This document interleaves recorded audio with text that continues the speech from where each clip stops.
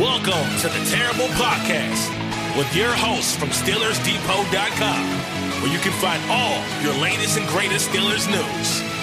It's Dave Bryan and Alex Kozora, always lit, talking Steelers.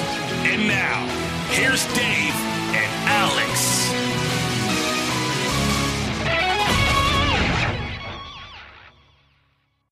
Welcome to the Terrible Podcast, Season 11, Episode 19. He's Dave Bryan. I'm Alex Kozora, SteelersDepot.com. Thanks for being back with us this Wednesday, Steelers Nation, as it is Texans Week. Dave, how you doing? I'm doing good. I tell you, I don't know where the week, once we get into season here, these days turn into another day. It's like, man, it just felt like we just got off doing the podcast on Monday and sleep fast in between, as I like to say, and then turn around here. We are doing the Wednesday show and got a great one today. We'll talk to Drew Daugherty, a beat writer from Houston Texans, to start getting into the Week 3 game. And I think you and I are also going to talk a little bit more about what happened on Sunday against the Denver Broncos as well. So great day to be alive.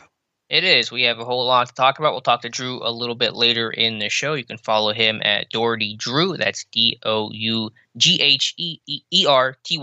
And Drew, he is the host of Houston Texans TV. We'll talk Texans with him in just a little bit. But let's start with Steelers, and we'll go with some of the housekeeping things, as usual, as teams do on Tuesdays, at least the ones that don't play on Monday. The teams will protect 4 players, and the Steelers have protected 4 players on their practice squad. That is Deon Cain, Jay Elliott, Henry Mondeau, and Wendell Smallwood. And some other notable news there, we don't know what would be the back end of this roster move here, but Daniel McCullers, our old friend Big Dan, has terminated his practice squad contract. I can assume that means he's going on another roster somewhere. That's not been confirmed yet, but Big Dan looks like his tenure after 7 years is finally done in Pittsburgh. Woo! Be nice. I'm going to try to be nice. Yeah, I'll try to be nice. Look, great guy, great human, great large human at that. Just never could really get his footing overall. I didn't feel, and even though I thought, I didn't think this was going to be the year that he'd lose. We kind of knew that Tyson Alualu would probably overtake him there and be the new starter after Javon Hargrave leaving, but still didn't think it was enough to force Dan off of the roster. Well, lo and behold, it was. Turns around on the practice squad for 2 weeks, and look, the way some of these guys are going down in the NFL right now with these injuries, it doesn't take long if you got NFL experience, and you're probably sitting on a team's practice squad to get plucked off there. So we'll probably find out later today where Daniel McCullers will call home for however long moving forward here, but terminated his practice squad contract. I guess we'll find out. It might take a day or two who his replacement will be on the practice squad. I know they worked out Cody White, another for a second time wide receiver. Maybe they go that way, but I would tend to think maybe you want another defensive lineman in there, but I'm sure by the end of the week they'll have that spot filled. In all sincerity, kudos to Big Dan, a 6th-round pick who's going 7 years in the NFL. Not a lot of guys do that. So, I didn't see that coming. Yeah, so credit to him, because that is good longevity. Well, I don't think it really ever was a tremendous fit in Pittsburgh, and certainly today's new age, sub-package world of athleticism and stunting and things like that, he just didn't really fit. But there could be value of him just kind of being a pure run stuffer somewhere, and hopefully, probably by the time you're listening to this, we'll have an idea of what new team Big Dan is playing for. And as far as the protected players, it's been Jaron Elliott, Henry Mondeau, and Smallwood. I think that's 3 weeks in a row for them on the protected list. And I think this is the first time Deon Cain has been protected. I don't know how much you read into that, but Deontay Johnson probably going to be slowed at the start of the week with a toe injury there, and probably want to just ensure you have enough numbers to go around overall there. So probably get used to Elliott, Mondeau, and Smallwood being on the protected. Look, the way these running backs are going down, it's not going to be long. Smallwood's going to be gone before the end of the season, I have a feeling. In fact, if I was the Giants right now, he would have been one of the first guys that I would have gone after, to be honest with you. But it looks like they're going to maybe go Devontae Freeman or something like that. But I don't think Smallwood is long for Pittsburgh here right now. But that's the housekeeping, as we say. Because even with protecting those guys, there was that window on, I guess, Monday where they could be poached like Curtis Riley did, correct? Yeah, and I guess it doesn't matter if you're protected or not, as we've learned. These guys.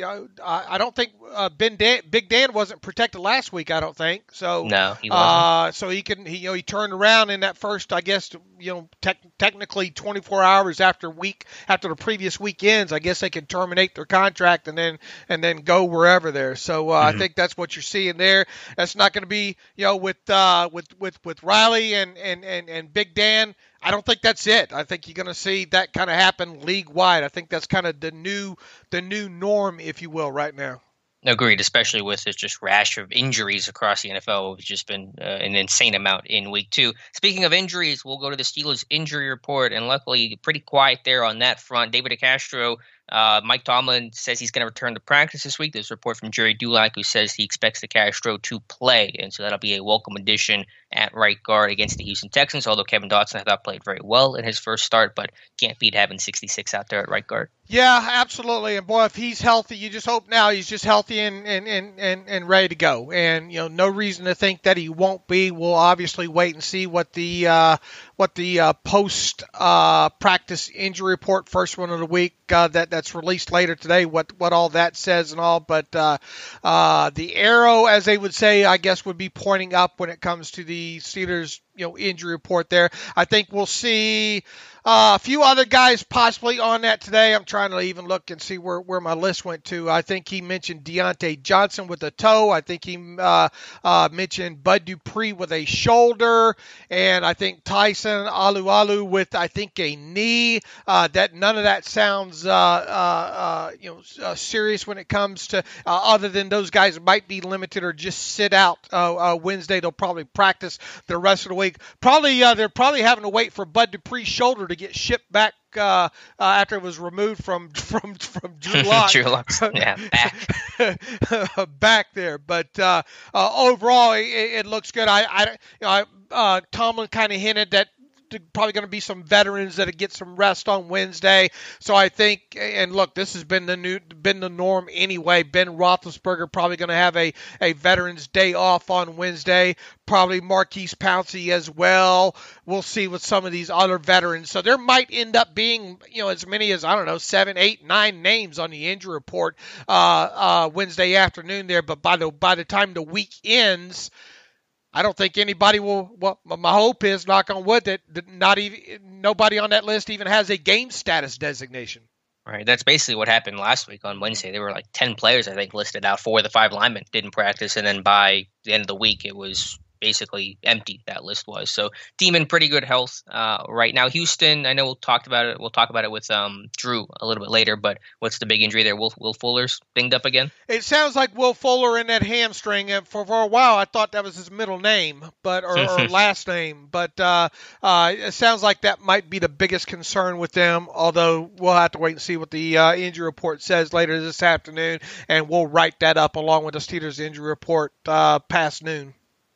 Mike Tomlin had his Tuesday press conference, and I want to start with some guys that haven't been super involved in this offense yet. That's gotten some comments from Steelers fans. I'm talking about fullback Derek Watt and tight end Eric Ebron. When it comes to the latter with Ebron, Tomlin kind of chalked up the sample size and said, it's early, keep watching, they'll get him involved. Ben Roethlisberger spoke with the media Wednesday morning and said that the offense has yet to hit their stride, and they're still going to work on getting him involved, and it's still a work in progress, and there's really no cause for concern. I think that's a fair assessment, but looking to get a little bit more production out of the tight end group. Yeah, and he threw that way a couple of times this past week. I think Ebron had 3 targets, 4 targets, something like that, and one drop out of those targets. Right, one drop. I don't know what you termed the one to Vance McDonald. He kind of thought that ball was going to be at Juju. It ended up being just a tad bit behind him. I think glanced off his backhand as well. I think that's kind of hard to call that one a drop overall, where the ball placement was and all like that. But look, even though I think they'll start maybe feeding a guy like Ebron a little bit more, I still hold my breath, thinking, look, three for 30 yards and a touchdown might be the ceiling for Ebron as far as a good game. Now maybe he'll have one game along the season where he has 6 catches or whatnot, but I think Right. he's the time you really would look for him maybe more than others would probably be 1st and 10 or 3rd and whatever. Probably the ideal times for him, and obviously inside the red zone there. I'm not worried about it. Such a small sample size right now, and obviously Roethlisberger and Ebron didn't have a huge amount of time to work together during the offseason, and so many different questions that Tomlin had to answer. Small sample size. I mean, I even threw out my adjusted net yards per passing attempt stat. You were itching for that one. I was, but it's way too early to, as pretty as it looks, on paper, it's way too early. Blitz rates is another thing that Tomlin was asked about, and all these things just 2 games into the season. The snaps for Watt, at fullback, it's just way too early to read anything into that. Now, do I think that we could see Derek Watt a little bit more potentially in this game because of, look, you don't want that other Watt Watt teeing off after you, going after a guy like Chikwama Okorafor, snap in, snap out in the passing game. So maybe you are going to probably try to run the ball maybe a little bit more this time. And maybe you are going to try to get a lead fullback on to that second level on guys like Cunningham and all like that. But even so, unless you get a lead and able to run the ball a lot in the final quarter of this game, you're probably only going to be looking at about 10 or 11 snaps for a guy like Derek Watt. Yeah, it's worth noting the Ravens used the fullback a good bit, and obviously they had success in the run game, at least late in that one, against Houston, and kind of wore those guys down. Watts only played 14 snaps on offense this season, 11 if you... How many are kneel downs? Yeah. Yeah, 11 actual snaps. 3 of those were kneel downs, and they run the ball on all 11 of those snaps for 88 yards. The biggest play being James Conner's 59-yard rush to kind of seal the deal against Denver Sunday. They've had a successful run on 5 of those 11, which is probably a little below average. But Tomlin said, quote, those of you that have followed us over the years know that we don't use the fullback to the same degree week in and week out. There could be several weeks where there could be a minimal role. It could be a several-week stretch where it could be a significant role. So there'll be ebbs and flows and game situations and things like that will affect Watt's offensive snap count. Correct. All right, Dave. Let's go other things from Tomlin that he spoke about. Talking about, speaking of the run game, while Tomlin, obviously it could be better, could be more effective, Tomlin did speak about the fact that they've had a 4-minute offense, ability to close out games with the run. The Giants and the Broncos game were able to finish it with the run game and be able to possess the football, not give it back. And so I think that was an important point to make. While the run game still has room for improvement, I think you could say that about this entire offense. They are at least finishing games with a run. Absolutely. And look, I mean, a couple big runs in there. Obviously, the Connor one late put him up over the 100-yard mark. I mean, he wasn't going to come anywhere close to that without that. But, I mean, you've had now backs 2 weeks in a row have 100-yard games. When's the last time that happened? Ooh, that'd be a good stat of the weird question. I'm not sure. And look, you know me.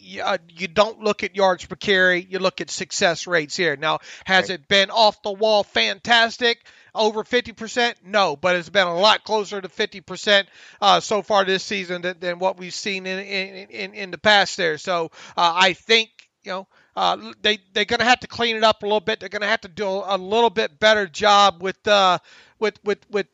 maybe these motions or whatnot and trying to stretch the defense out a little bit. I don't think they've got their feet underneath them as far as how they're liking to use those motions there. So a lot on obviously Sean Surratt and Faulkner and Randy Fichtner and Matt Canada to kind of start scheming this thing up, boys, and start finding these power backs a little bit more space to run in, 2008, last time the Steelers had a running back go for 100 yards in game 1 and 2. Yeah, Willie Parker. That's 1 and 2, right?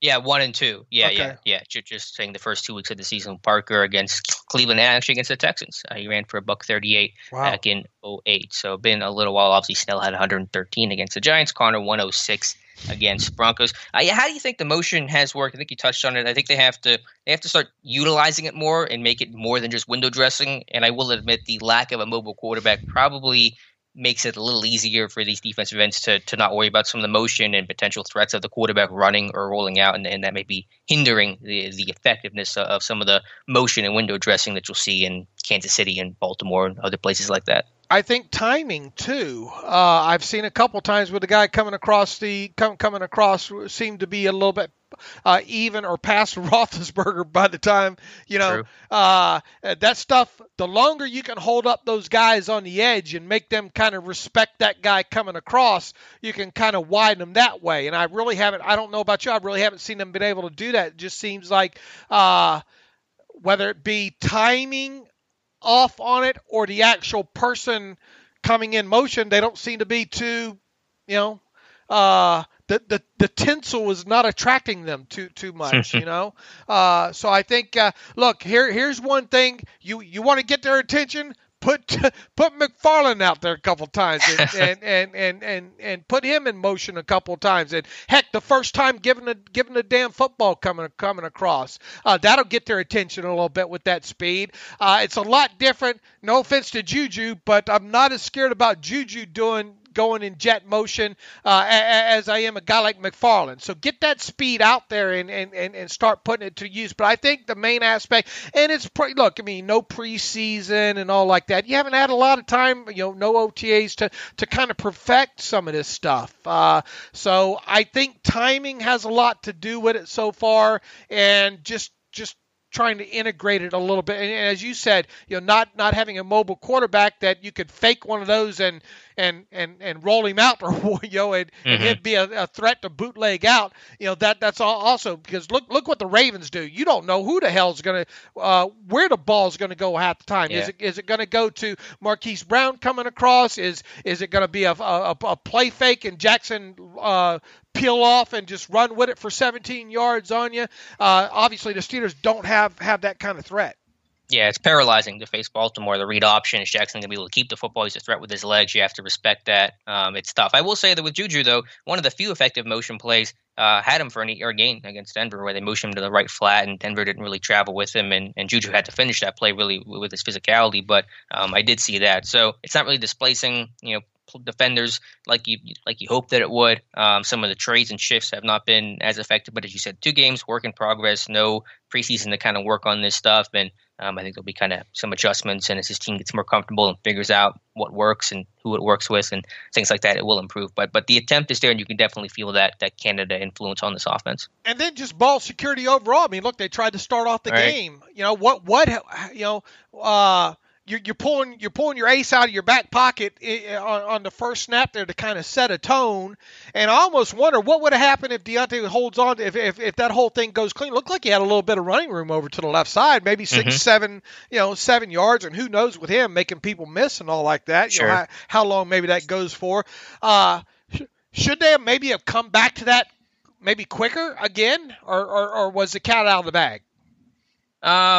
Yeah, I was okay with them not going back to that because I think once you show it, you show it. And maybe you work off of that. Maybe that's a better way to go about it, is to fake that again. But, that was unfortunate because that could have been a significant play early in the game. Yeah, at least keep, give them something to think about that was successful on your end. But instead, it turns into a loss of however many yards. 8. I think they lost 8. Yeah, and then now you're struggling to try to get some good field position back to get ready for a punt. They just the whole. I mean, yeah, you kind of have your tail between your legs after one play. Anything else from Tomlin that he touched on in his presser you want to talk about? What else did he have to say? Let's see. Oh, talk about the officials coming in.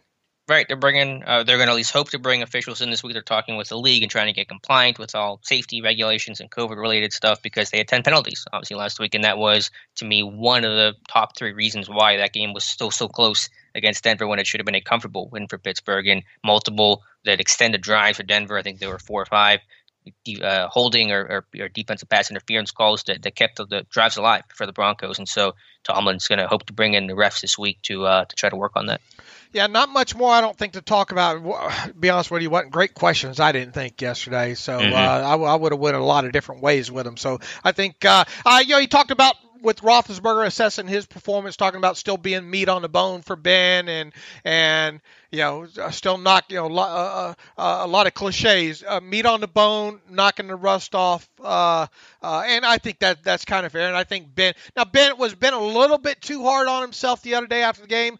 I don't know. I mean, you go back, you look at some of these individual throws, and his decision to throw that thing up to Juju obviously wasn't a good one. I didn't think it was. Look, sometimes I know you look at this thing with results bias, especially on the touchdown. And really, I mean, look, was the throw a little bit behind Deontay? Yeah, but I mean, it still was a touchdown there, though.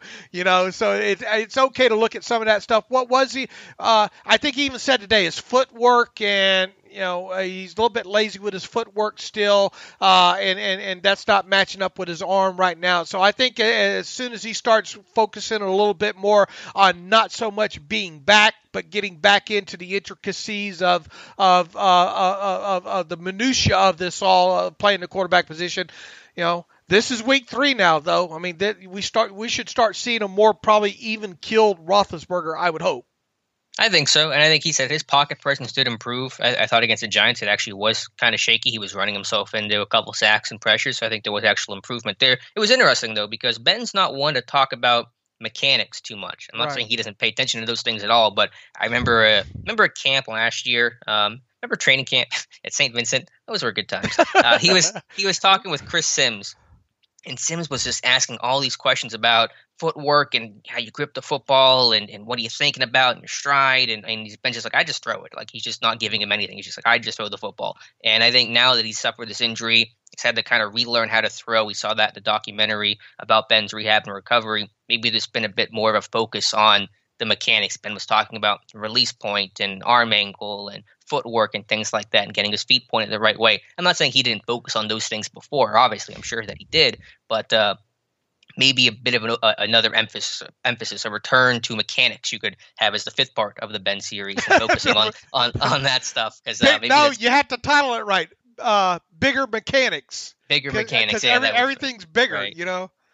Right, bigger, better mechanics. So maybe that's in a way going to help Ben kind of get back to the roots of quarterback play again. This is just me talking about a Hall of Fame quarterback and learning how to throw the football again. But I thought that was interesting, just because we don't really hear Ben talk about that aspect of him throwing the football too often. Well, I think it's fair though for you to say that though, because look, I mean, this is a guy that, these first 2 games, he just wanted to get back in the flow, period. Right. Catch back up with the speed of the game. Look, he's got some kids out there that he hadn't really thrown hardly any, passes to. Obviously, a new tight end in Eric Ebron there. He's already had a couple of moving parts on the offensive line, and I'm sure those nerves have been kicking pretty good on top of it in these first 2 games, and probably you just want to get going and get through it, right. And that's why I kind of say, you got these 2 games underneath your belt. You got your first game back. You got your first game back at home underneath you now, and maybe now, and you're 2-0 on top of it, and you still haven't, obviously this offense has been far from great so far. So maybe right now you can take a little bit of a breath and say, okay, let's start focusing in on a little bit more on these finer details. You know what he needs? He need in this game that will really help everything probably across the board. Come out and have one of those 12 play drives, right? Yeah, get an early lead.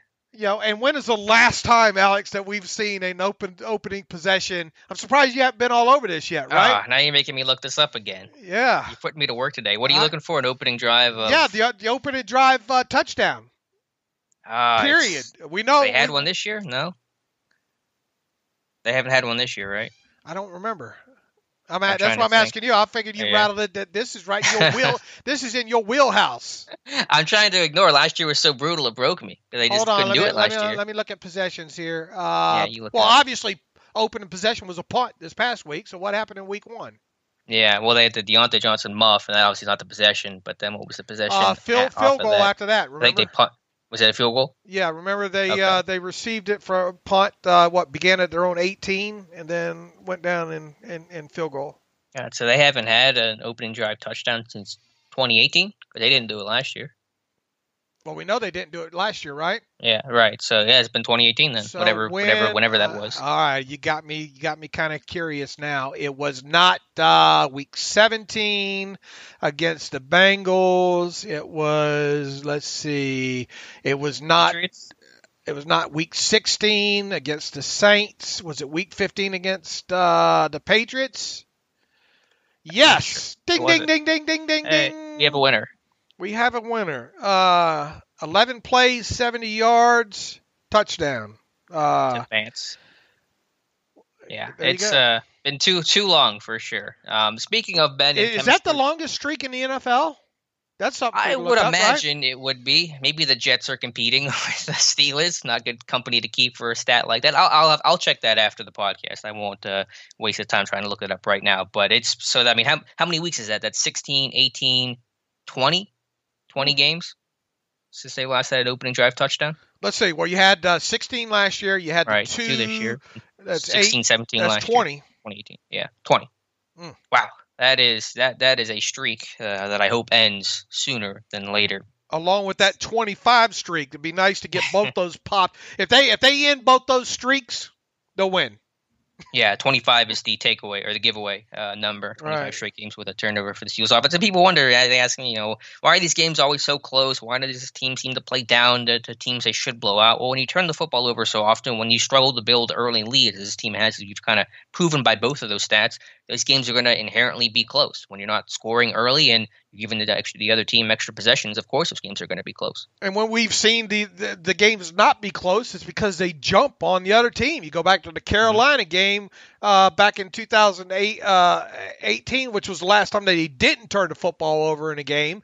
Was it? Yeah, that Carolina game in week 10, was that the Thursday night or Sunday night? Yeah, it's a Thursday night, 52-10 blowout. Right. That they jumped on them. The game, I think the last kind of big blowout before that may have been like Kansas City on a Monday or Sunday or Thursday night or whatever, and they jumped on them. So, you get it with the pass rush that this team has. If you put the foot on the throat, get them down 10, 13, 14, nothing, something like that. That's really when it seems to kick in there, and they just haven't been able to do that. And settling for field goals early, and then you go into halftime either down by 2 or up by a field goal. And even so, how many times have we said, man, they should be up 10 points at halftime right now, and yet it's still a close game, and then one key turnover or whatnot in the second half, and there you go. You have what happened this past Sunday there. Yeah, you just described the Broncos game pretty much to a T, and that's emblematic of how this team has been for far too long. Going back to the Denver game, and speaking of the boneheaded interception, the interception that Ben threw to Juju, I think arguably, clearly, really Ben's worst play of the season. Did you watch Deontay on that play, on that out route? Yeah, I did, and looked like it was there if he unloads it, Yeah, Deontay's running a deep, I think they call it a bench route, a deep out to the left sideline, and Ben saw it and looked off of it, and I think after the game, Ben talked about needing to trust that more and to make that throw, and that'll come with timing and trust and building a rapport with a young receiver like Deontay, but he probably should have thrown it to Deontay on that play, probably completes it, instead makes a really terrible and costly decision that gets picked off by Justin Simmons. Didn't he throw that same route to Juju early in the game? To the same side? It's a good question.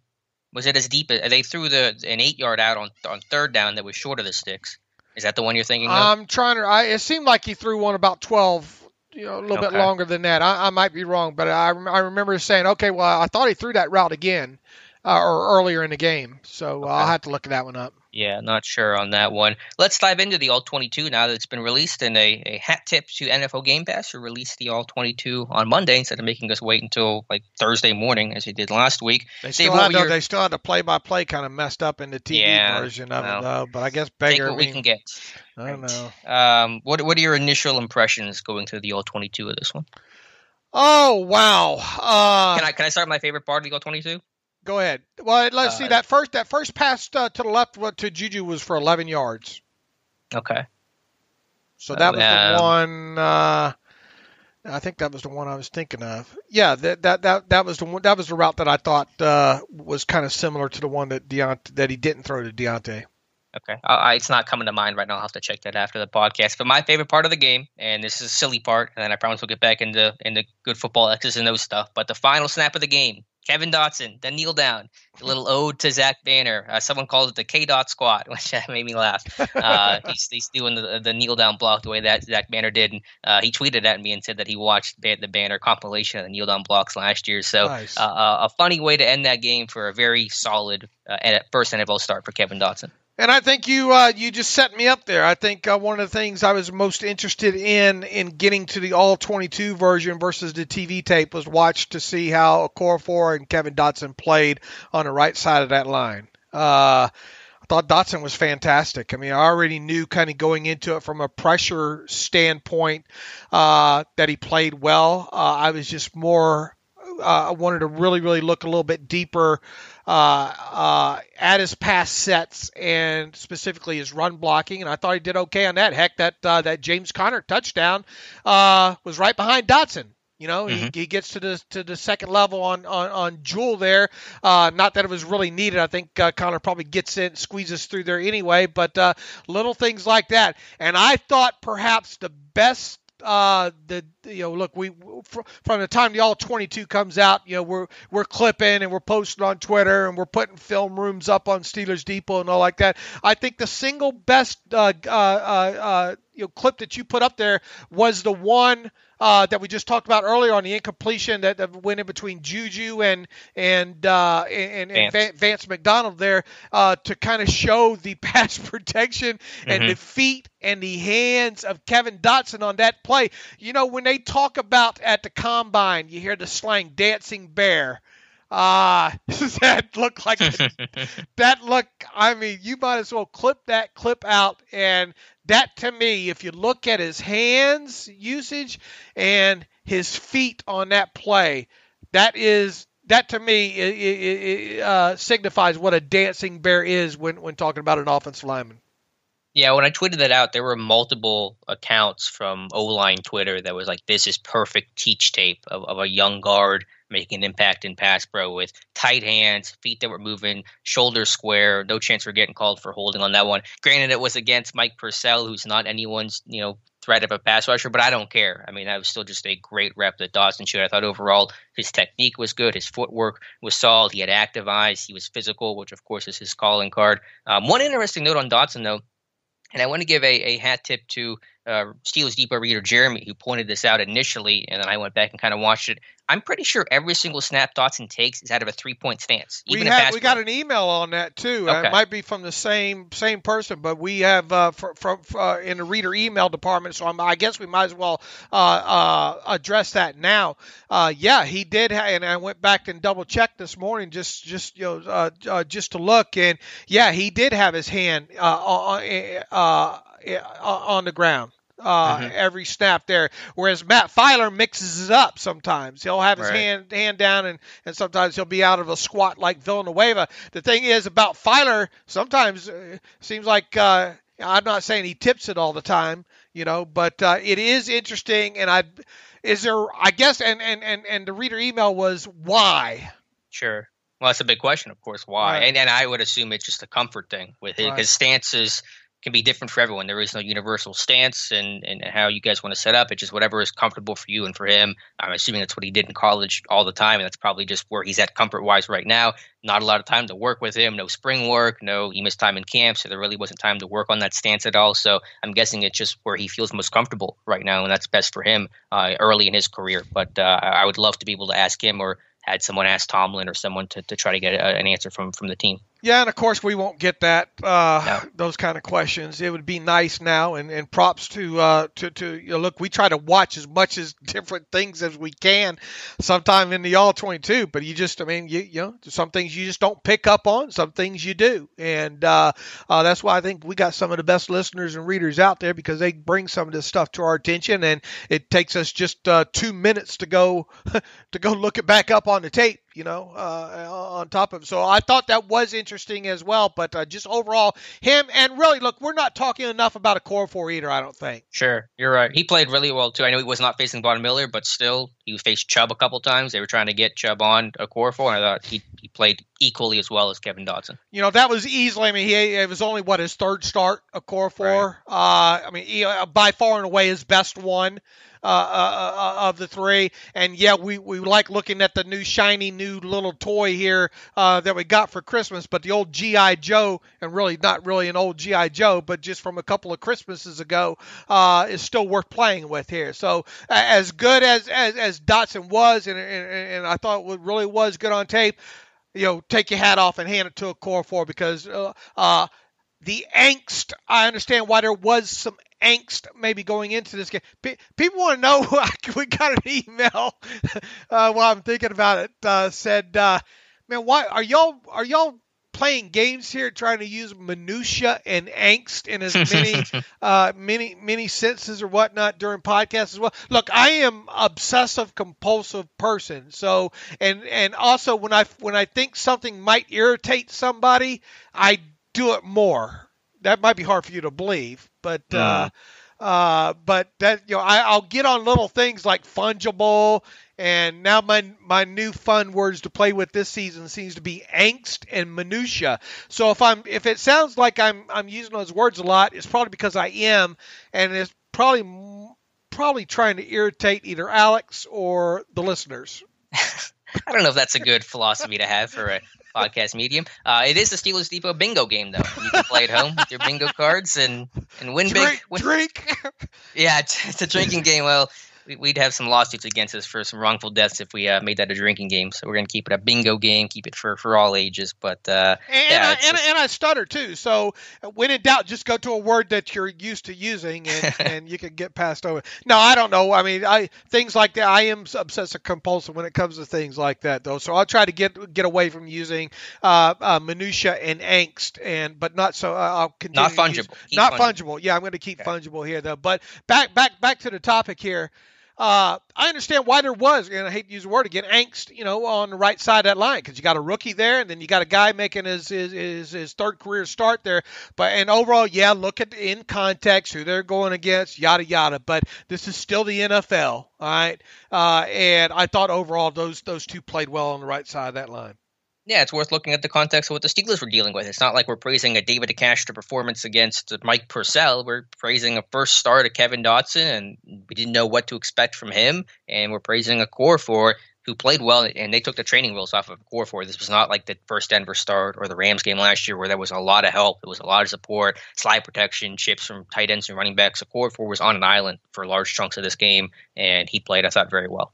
And congratulations, Chiquamo Core, and get ready for J.J. Watt. So, yeah, that's right.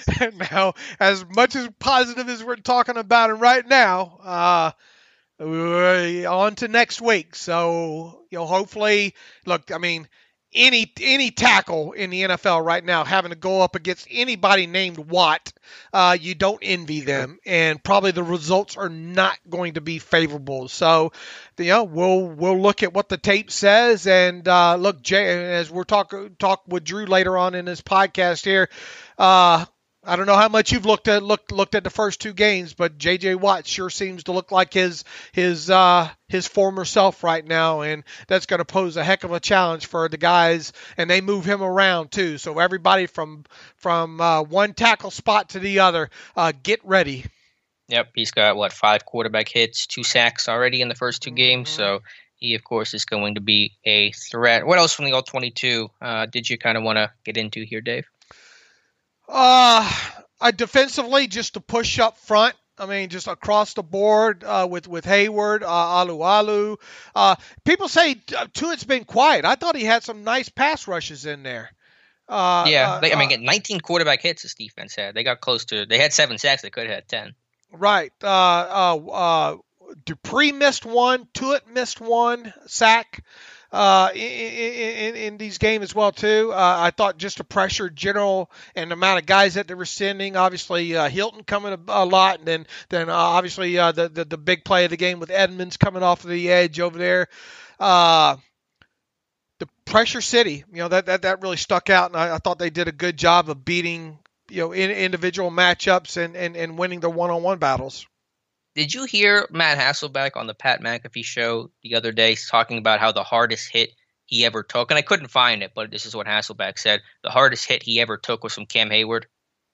Did you hear those comments? He talked about that. Well, I say that to say that I'm guessing Jeff Driscoll is going to agree, because I found a clip. It wasn't a sack. It was a pressure, and I have a GIF of it. I'll post it after the podcast, and it's one of the hardest hits I've ever seen Cam Hayward deliver. I mean, he absolutely decleats Jeff Driscoll, and it's a little hard to tell because the camera pans away. But I might do a video on this later this week, my video portion for the site. The stunts that Dupree and Hayward are running are really effective. They're getting so much pressure off of that. Those guys are so in sync and playing physical and playing fast and efficient. I've been really impressed by the stunt and teamwork between Hayward and Dupree, especially against Denver. Well, even on the play, I think on the fumble there, that was wasn't that the one where Hayward, where it's a TE stunt there, and he takes the guard in, and carries him inside and kind of blocks off the tackle, and it makes a nice lane for Dupree to loop into and get the initial pressure there. I am thinking about the right play there, right?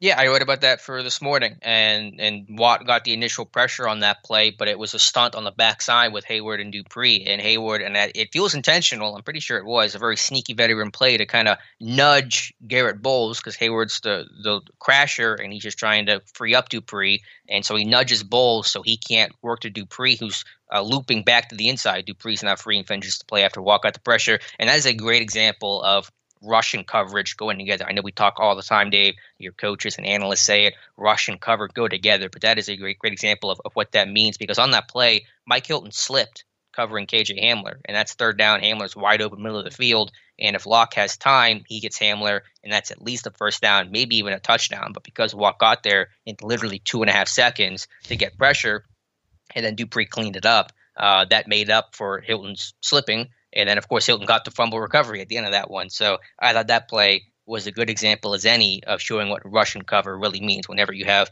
a pass rush, they can get there immediately. They can bail out your coverage sometimes. I knew we saw it on the TV tape. When you see it on a TV tape, you're really going to see it on the all-22. Driscoll took a pounding, man. Oh, my God. Yeah. And I said this right, on the Monday podcast before the all-22 came out. There was man, you got to really take your hat off to him, because he still was able to make some nice throws and stand in there, knowing almost snap for snap. Now, obviously, that last sack, he couldn't process that. He didn't expect it. He didn't know what to do once he saw it either there. But for the most part, they're in decent hands, I think, quarterback-wise, while Locke gets healthy.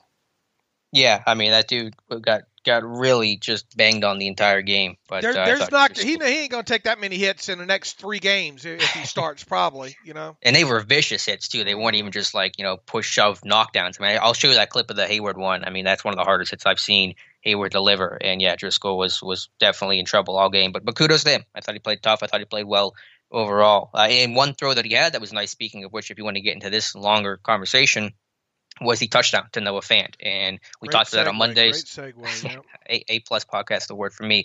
And we talked about that on the podcast Monday, talking about Devin Bush's inside leverage. It's a tough play to make. And then I thought we had a good conversation, myself, you, and Tyler Wise, who new writer for the site and wrote the article. I thought did a fantastic job breaking this one down. And it's always tough to break down coverage busts because you don't know exactly what went wrong. It's easier to talk about things when they go right and they look good, like you coach them and you teach them, than when they go wrong. And there was we know for sure there was a coverage bust on that play. Terrell Edmonds, Mike Hilton are both on the flat. Somebody screwed up. They're having a clearly animated conversation right after the touchdown. And we believe it's on Edmonds for not being able to carry Fant on that one. So first of all, go check out Tyler's article on it, because it's easier to read that and digest it than for us to explain it in a podcast format. But point is, there was a coverage bust on that play, and we believe it's on Edmonds for not carrying Fant vertical. Some of the things that I love most about what I get to do right now on a daily basis is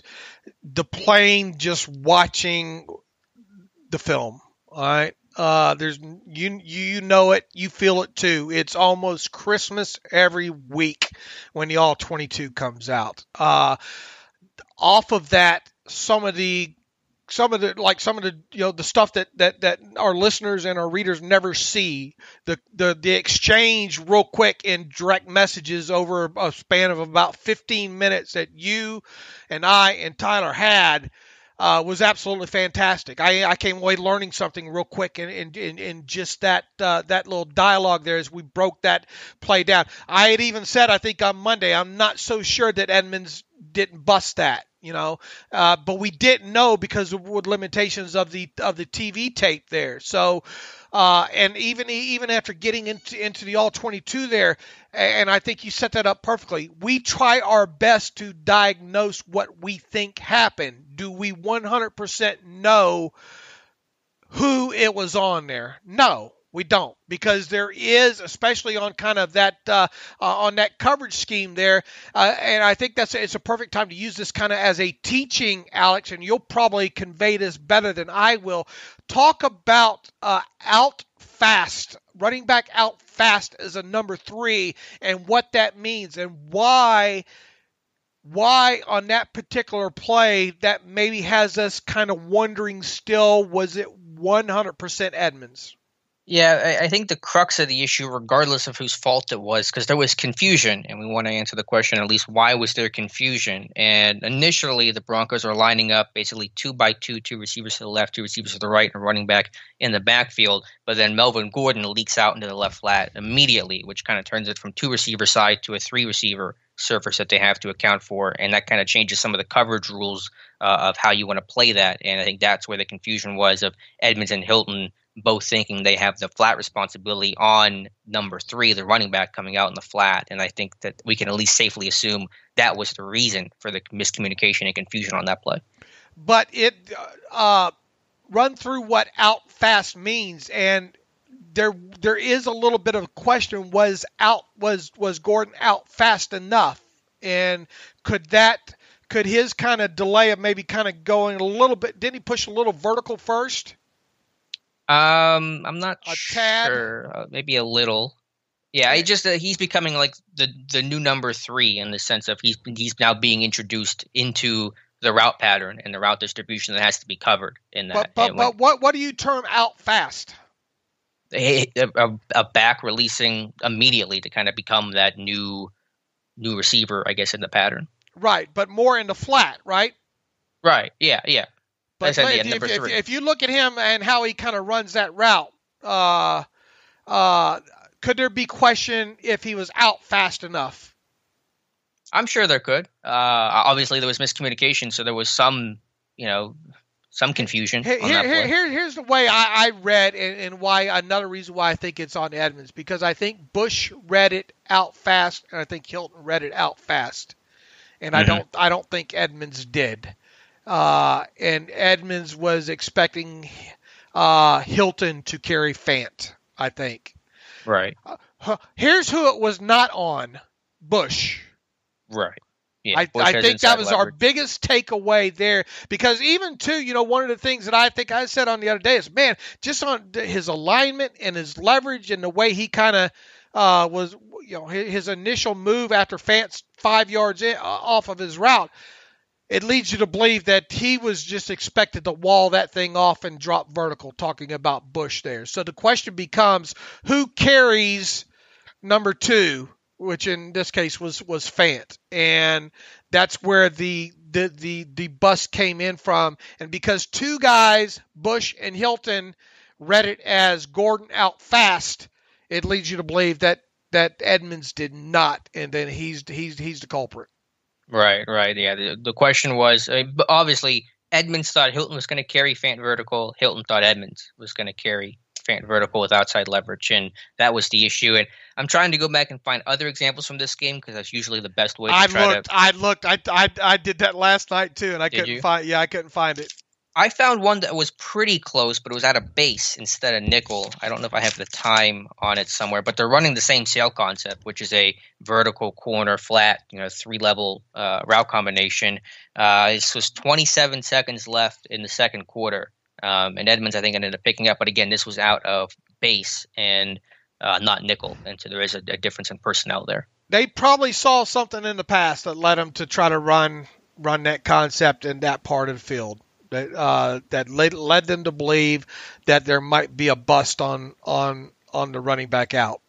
Yeah, or they just busted it. I mean, it may just been true, where they just screwed it up, which happens sometimes. But yeah, I mean, it's tough to say for sure. We believe it's on Edmonds. I thought there was a really good discussion in the comment section. Again, that article is stickied at the top of the page on Steelers Depot entitled "Film Room: Is Devin Bush to blame for Noah Fant's touchdown?" The answer to that we believe is no, and I think Tyler does a great job to break down what we think went wrong with that play. Absolutely, great job by him. Yep, absolutely. All right, Dave. Do you want to take a break here and get to Drew and then come back with some All-22 talk? Or all right, so we'll do that. We'll take a break and then come back with Drew Doherty. He is the host of Houston Texans TV. Feel free to follow him on Twitter at Doherty Drew. We'll talk to him as we preview the Houston Texans. Okay, welcome back to the Terrible Podcast. It is Wednesday, and as promised, we have an opposing beat writing from who covers the team the Steelers will be playing this week. And this week, the Steelers are playing the Houston Texans at Heinz Field on Sunday in Week 3 action. That means we're welcoming back to the show, easy for me to say, on a Wednesday here, Drew Doherty. He covers the Houston Texans for HoustonTexans.com. Boy, he's been there forever. He's been on our show in the past. I think this is his third time with us here on the Terrible Podcast, so make sure to reach out to him on Twitter at Dougherty Drew. That's DOUGHERTY Drew. All one word. Let him know you heard him on the Terrible Podcast. Drew, welcome back to the Terrible Podcast. You got me counting on my fingers, making sure you got all those letters of my name right. That was good. How y'all been? Good to talk with you. Doing good. Doing a lot better this season. Starting off, the Steelers starting off 2-0 as opposed to the 0-2. They got their quarterback back in Ben Roethlisberger. Obviously, doing a little bit better than the Houston Texans are so far to start this season. Of course, they have run into a buzzsaw here, and as far as the schedule makers go, Kansas City Chiefs and the Baltimore Ravens right out of the chute. Drew, first of all, I have something for you. We have a little bit of breaking news. I'm not sure you're aware of this.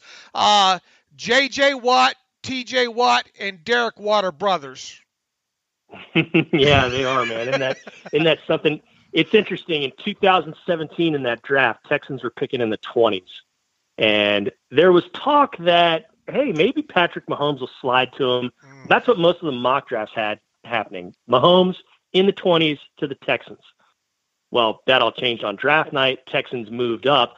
But had they not taken a quarterback that year, I can guarantee you they would not have let T.J. Watt get past them. I knew a year in advance, before Watt even had that big season at Wisconsin, his final year, Texans were in love with him. They loved all the measurables. They knew, obviously, about his brother, but they thought, hey, this guy's going to blossom into something, and he has. But they loved, with a capital L, T.J. Watt. Now, they're much happier with the quarterback they got in Deshaun Watson, right, for obvious reasons, but they're big fans, and they know quite a bit about T.J. Watt and what he can do and what he can be and what he has become. So it's really fascinating to see that play out. Yeah, I guess, and I kind of kidded with you there because it seems like all the Pittsburgh media could do yesterday was continually ask about the Watt brothers, and it's not like, that this is new news. It's like get into the other, next level kind of stuff here. Yeah. When you look at the first two games, Drew, once again, you have to look at the 0-2 record and then with the Texans and then put it into context as far as who they've played so far.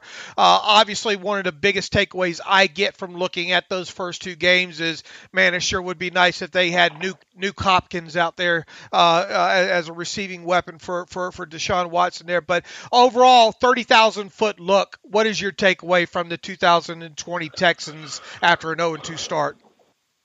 Got to get moving. I mean, they have just not had any consistency on offense at all. They had one really impressive touchdown drive at the start of the Kansas City Chiefs game. They actually took the lead, drew first blood. But since then, they've kind of been in slow motion a lot of times. They really are kind of figuring out chemistry, so to speak, as it goes. Randall Cobb, veteran slot receiver, played a long time with the Packers, spent a year last year in Dallas. He said that. He said that in May. He's like, I'm worried a little bit about chemistry, and I'm paraphrasing him here. Said it again at the start of training camp. Let's get on the same page. I've always had an OTAs to work with a quarterback, a full training camp, full slate of preseason games. And he basically said it last week. We're working on it. It's a matter of when, not if. Well, it's got to start happening, because at 0-2, I mean, you are really in a hole, and you don't want to get to 0-3. Texans overcame that in 2018, peeled off 9 straight wins after starting 0-3, but you don't want to get into that sort of thing. And that's not much. It's not really easy to replicate or duplicate. So this is huge, but yeah, forest for the trees, what you're asking about, they got to get moving on offense. They've had their problems in the run defense, but I thought they held up pretty darn well against the Ravens for the first 3 quarters. It was kind of one of those things. They were swinging their sword and having to take a step back, and the enemy was advancing, and finally they got backed into the wall and it broke. You know, that's going to happen against the Ravens. I mean, that's a phenomenal football team, but they got to get moving on offense, because that's been the hallmark of this team, is Deshaun Watson doing wonderful things, and he just hasn't had that chance so far this season. When you run through start running through all 22 of these first couple games, seems what has the MO of this offense changed a little bit? I mean, I see multiple tight ends out there, it seems like, and especially early in games. Now, obviously, when they get behind, they're going to have to go a lot more spread, a lot more 11 personnel group. But I don't think I remember so many tight ends being used right out of the chute. Is that a little bit new with David Johnson back there in the backfield? Not so much. They like the 2 guys they have in Jordan Akins and Darren Fells. Akins is a guy that he kind of moves the chains more. And then when you get in the red zone, Fells has been money. I mean, they've basically played 20 games if you include the 2 playoff games together. He joined the Texans last year. He's caught 9 touchdown passes in that span. So you can count on basically every other game him catching a touchdown. He's an enormous target. But they've used those guys, and then there's sort of a second-year guy that didn't play last year. He was on injury reserve, guy named Kahale Waring, and they want to integrate him as the season goes on and as the future unfolds, because they think he can be something special. But to get back to your original point, has the MO of this offense changed? Hey, when you had a guy like DeAndre Hopkins, who's all-world, who got 140, 150 targets every year, yeah, it's going to look a lot different, and that's what we're seeing. That's what you're finding out as the season goes on. And you knew that was going to happen. I mean, you fed him the ball because you needed to feed him the ball. He's that good. I mean, he wins all those matchups. He's an excellent, excellent receiver. So, yeah, this offense is quite different. And as you point out, they've run some different personnel groupings, and you're going to keep seeing them do that. Like what you've seen these first 2 weeks, probably not going to hold true this week. They're going to mix things up. And I know they want Duke Johnson back in the fold, because there was talk about having the Duke and David Johnson on the field in the backfield together at the same time, which is something you really haven't seen from the Texans offense. I mean, ever. You got to go back to like Ben Tate and Arian Foster, and that was even sparse back when those 2 were doing it. Yeah, Duke Johnson. I've always thought Duke, when he was with Cleveland, was a very underutilized running back there. He does so much. You can line him up outside. I mean, obviously, you just make him a regular part of the running game and all like that. Before we get too far deep into this, I know it's Wednesday. First injury report won't be out until later this afternoon. But you're so in tune with the team, you should be able to rattle off what that thing is going to look like later today. So if you will, and tell us about Will Hamstring Fuller. Yeah, well, I mean, you said it. It's something that you're always going to have to watch based on his history. It's something I don't know. I'm not a doctor, not a masseuse. Didn't stay at a Holiday Inn Express last night, so we'll see. But he's probably going to be on the injury report, listed in some form or fashion. He was out there most of the game, though, so I don't think they would have sent him out on the field if they thought he was really in peril. So that's kind of an optimistic way to look at things. On the pessimistic side, he wasn't involved. It was a big 0, which is totally uncharacteristic. That never happens when he's in a game. So we'll see with him. Other than that, you've got Cullen Gillespie, who got evaluated for a concussion Sunday. We'll see what turns out with him. But Duke Johnson, kind of the big name to watch. How's his ankle? What's it going to look like? We'll see how much he can practice today. But those are, I think, the 3 names you focus on. Fuller, certainly at the top. And then the guy with the history over the last 2 weeks of an ankle injury, and Duke Johnson. Drew, you mentioned DeAndre Hopkins and the impact of his loss, and I'm sure if I asked the question, how much does this team miss DeAndre Hopkins, you would probably say a lot. But moving past that, Who does this pass game run through now, especially if Fuller might be questionable? If he's not going to be available, who are some of the top weapons for Deshaun Watson? Excellent question, and I still think we're so early in the season that the sample size, can tell us only so much. But certainly Brandon Cooks. I mean, he's a guy that's got a pedigree. I mean, he had 3 straight 1,000-yard seasons with 3 different quarterbacks, and Breeze, Brady, and then Goff. And Deshaun Watson last week went to him quite a bit, had 95 yards receiving. He looked really smooth with Watson during training camp practices. He can do things that not a lot of other receivers do, and he kind of moves his body in a weird – like I've never seen other receivers move the way he does. It's like just in a peculiar manner, but he looked pretty good, and it looks like they're kind of getting into more of a rhythm.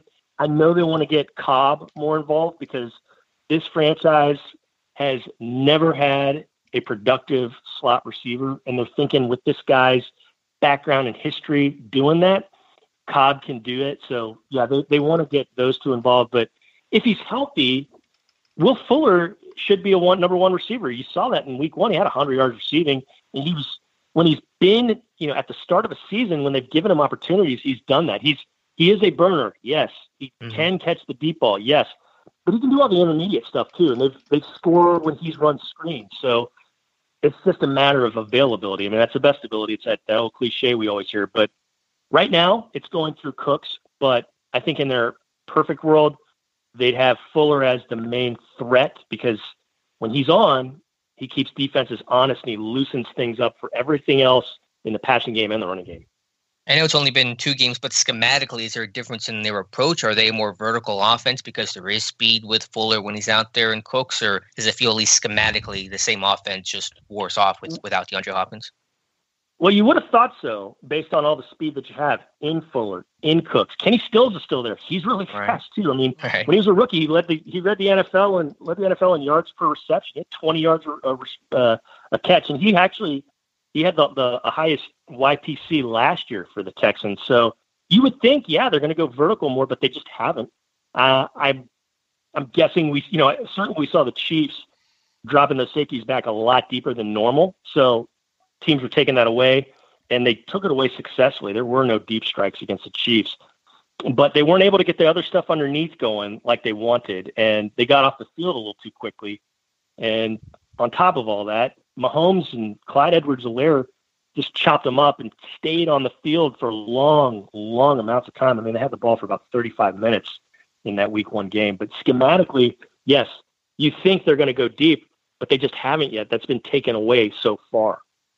I would imagine one reason why they haven't been able to get as vertical as they may like is because if you need to go with a 7-step drop, you better be able to pass protect. And this Texans team has been among the worst, metrically at least, in terms of pass blocking, even after acquiring a left tackle and Laramie Tunsil. They've drafted an offensive lineman in the top 4 rounds in 5 straight seasons, yet this unit still seems to struggle. Why is that?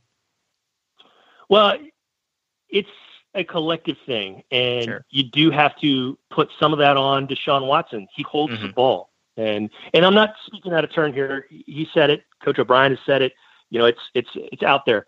He holds onto the ball much longer than most quarterbacks in the NFL. Now, we thought because this starting 5, it's the first time they've had the starting 5 on the offensive line return from the season before since 2011. So from the 2010 season when they lost 10 games into 2011, their first playoff season, that's the last time you had consistency on the offensive line.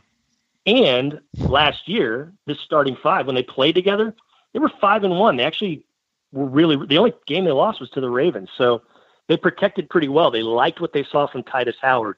They got a Pro Bowl season out of Laramie Tunsil. I mean, nobody's really beaten Laramie Tunsil. He's kind of handled his business and played like a Pro Bowler. They liked the rookie left guard, and Max Sharping last year was a rookie. And then they've got center Nick Martin, right guard Zach Fulton, clipping by and doing what they do. But there was a lot of optimism because of continuity, because of talent. You had 2 first-rounders, 2 second-rounders there in the mix, as well as Zach Fulton. So they've got to get better, but a lot of that is Deshaun Watson holding onto the ball and looking for something to happen. When we see the heroics from him, it's because he's moved around, he's been moved out of the pocket, and done stuff from there. So, yeah, pass protection from the line certainly has to improve, but they've got to continue to work on getting rid of the ball a little bit quicker with Watson.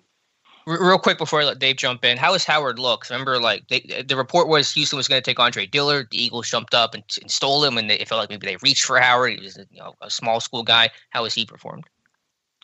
They loved what they saw from him last year. I mean, he was on the all-rookie team. His season ended pretty early, like late November, with a knee injury, and now he's still working through that. But now he was the pick kind of all along. They were worried that the Eagles had actually jumped up to take him. And I know that's not the story that's out there, but they were really, really excited to get Howard. He was the guy they were targeting, and they've been very, very happy. In the pre-draft process, it's funny, that year, Maurice Jones-Drew, who only did like one mock draft, and it was in February, right after the Senior Bowl, he mocked Howard to the Texans. And I saw that, and I was like, who, what? I didn't know what he was, I was like, he doesn't know what he's talking about. And so about a month or two later, I was in the cafeteria at work, talking with one of our scouts, and I was going through all these names that had been mocked to the Texans that year. And I was like, this guy, and this scout, I've known him for about 10 years now. Everybody sucks in this guy's mind. I mean, there's no good NFL player that has ever, no good college player that's ever entered the NFL in this guy's mind. So I'm going through these names, and he's like giving me all these, no, this guy does that, blah, blah, blah, blah, blah. I get to Howard, and he leans back from the table, and he goes, he's nice. And I was like, my antenna went up. But then he quickly followed it up with, but he hadn't really played anybody. I mean, look where he went to school.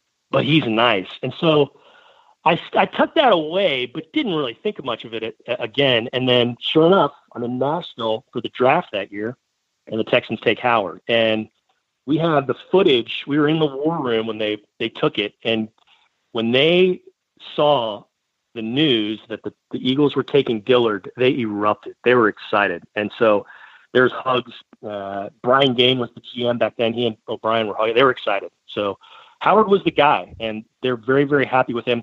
They just got to make sure he's a little bit healthier because he's struggling a little bit now, getting back into a rhythm. I mean, you got to remember, he hadn't played ball since November, and that was because of injury. So it takes a little bit of time, and they need that time to quicken up, if you will. That obviously going to be the biggest matchup, right? Howard versus T.J. Watt over on that side. Yeah, I mean, whoever's blocking TJ, it's going to be tough. He is just outstanding. I imagine Howard will have some help in the form of some tight ends. David Johnson in the backfield, maybe moving away from him. Don't know. I mean, you guys know much better than me. I don't know how much they moved TJ around that front, or if he's kind of just digging a trench there against that right tackle. But yeah, that's a big, big concern, and it's not a concern that's specific to the Texans. Everybody's got to worry about him. And then that whole front is just so impressive. And it seems like that defense is just faster than it's been in years past. Maybe I'm watching too far from afar, but it just seems like that defense is really, really fast at every single level. Yeah, with all those first rounders on it, they better be. Yeah. And as far as T.J. Watt goes, they pretty much keep him anchored on what would be the defense's left side, because why not? He's wearing those tackles as hats, running around in there. Well, this other guy that Houston has, last name Watt too, coincidental, but he's not too shabby himself to start this season here. You watch that game against the Ravens there, man, just as good as ever with that long arm, with the dip and the rip and the arm over. He really obviously still sticks out on tape. The problem is it doesn't look like they have much of anything else going along with him as far as the pass rush goes. Now, occasionally you would see someone come around the other edge over there, but is this the biggest? Is it Watt or bust pretty much on that defense right now? I love Charles Omenihu coming out of, I think it was Texas there, and I think the Steelers kind of had their eye on him as well, but it seems like he's been a little bit quiet. So talk about really that pass rush overall. How have they been with just sending 3 or 4 guys opposed to sending numbers? They were good against Lamar Jackson. They got to him. They sacked him 4 times, and I don't think too many other teams have ever done that in his career. Watt, like you said, he's playing at the All-Pro Hall of Fame level. Looks like the J.J. Watt we know and love from 12 and 13 and 14 and 15. And then 18, he was an All-Pro again that season. But, Omenihu had a sack last week, and he keeps developing. He looks good. There's a guy, number 54. You're going to notice him when he's out there. His name's Jacob Martin. He was the pass rusher that came from Seattle in the Clowney deal a year ago.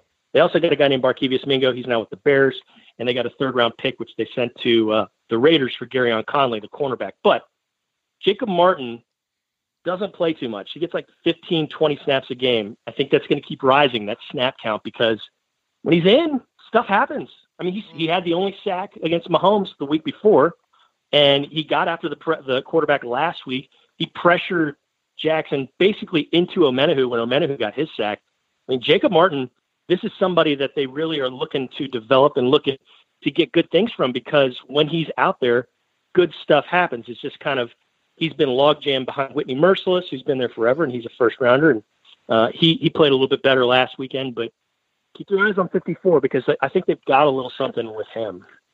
Ross Blacklock also on this roster. I think Alex was really kind of enthralled with him. This past draft season here and all. Is he dressing at all, and how's he coming along? Yeah, he's dressing, and he got thrown out of the game at the end of last week. I guess he threw a punch against one of the offensive linemen. You know, he's doing some things, but he's making some rookie, I guess, mistakes, and just kind of he's developing. But yeah, he's going to get more playing time as the season progresses. Didn't have an OTA, but looked good during camp. He and then another guy from Pennsylvania. Well, I guess he's from New Jersey, but he played his ball at Penn State. John Reed.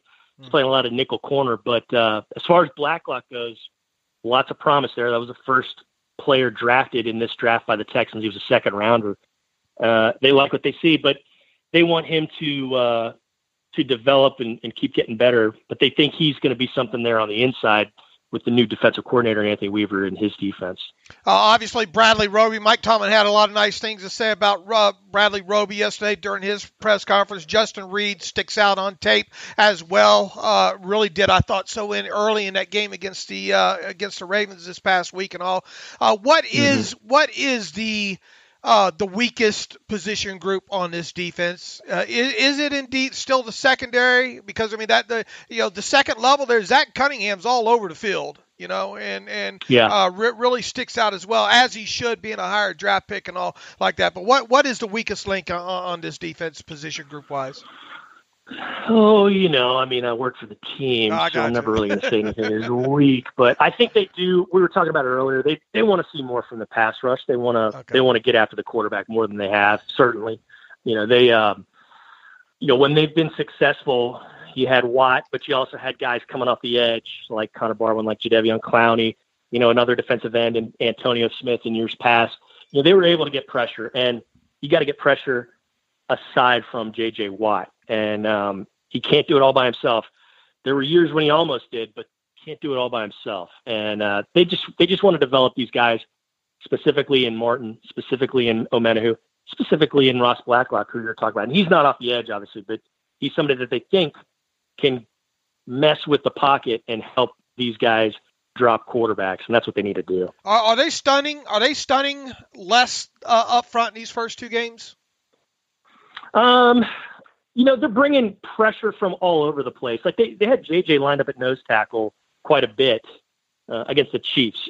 So I don't know that they're stunting more or less. I honestly haven't gone back and watched and charted and all that stuff, but I do know because of what Weaver wants to do defensively, he's going to bring pressure from different spots, and there's more of a premium on versatility, flexibility, position-wise, both up front and then in the back end. I mean, you've got a guy like Eric Murray who is listed as a safety, but he plays so many snaps at nickel corner. So, I can't answer specifically the stunting part, but I do know we've seen pressure so far coming from different spots. We've seen guys lining up in different positions than you normally would assume they would. Houston's just one of two defenses that hasn't recorded a takeaway in the first two games. It's them and Detroit. Is that because of a lack of pass rush? Obviously, they're facing elite quarterbacks in Mahomes and Lamar Jackson. Is that the issue, or is there a longer-term cost for concern without those guys forcing takeaways? Longer term, man. In 2018, when they peeled off that 9-game win streak, they were excellent in turnover differential. They finished the season second in the NFL. Last year, through about the first 6 games, they were kind of midway. They might have been +1, they might have been 0, maybe even -1, but they were right around the middle of the pack, maybe even +2. But from about week 6 onward last year, they were not good.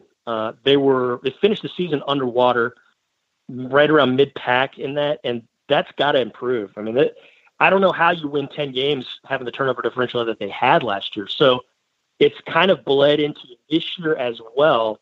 And the causes, I mean, I don't know that you can say it's a lack of pass rush because they sacked Lamar Jackson 4 times. Mm-hmm. They didn't get after Mahomes in the first week, but yeah, sometimes it's just the ball bouncing your way, getting a tip. You know, Eric Murray dropped an interception that was in his hands in week 1, and it was early in the game, and it kind of would have changed the complexion of the game. Watt has had a couple passes sail through his hands, and normally you say, well, that's a defensive lineman. He's not going to do that. Well, you've seen J.J. Watt in the playoffs have a pick 6. You've seen him do it against the Buffalo Bills earlier in his career, have a pick 6. And I'm not saying you got to get that. I'm just saying I think it's happened before, and some of it's luck. Right. So, yeah, you always want to get after the passer more, but I don't think you can just describe it totally to a lack of a pass rush. Well, the Steelers have turned the football over, I think, in 25 straight games. 25 consecutive games. I like your chances of that streak ending this week. My last question for you, Drew. I'll turn it over to Dave. Well, how cool if that streak keeps going on. I'm sure you would. On the table here, fellas. We're just saying. Vernon Hargreaves kind of flamed out in Tampa Bay. He's found new life in Houston. How has he played, and what's his role? Is he starting? Is he a nickel guy? I haven't watched really the tape yet, but what's the deal with Vernon Hargreaves?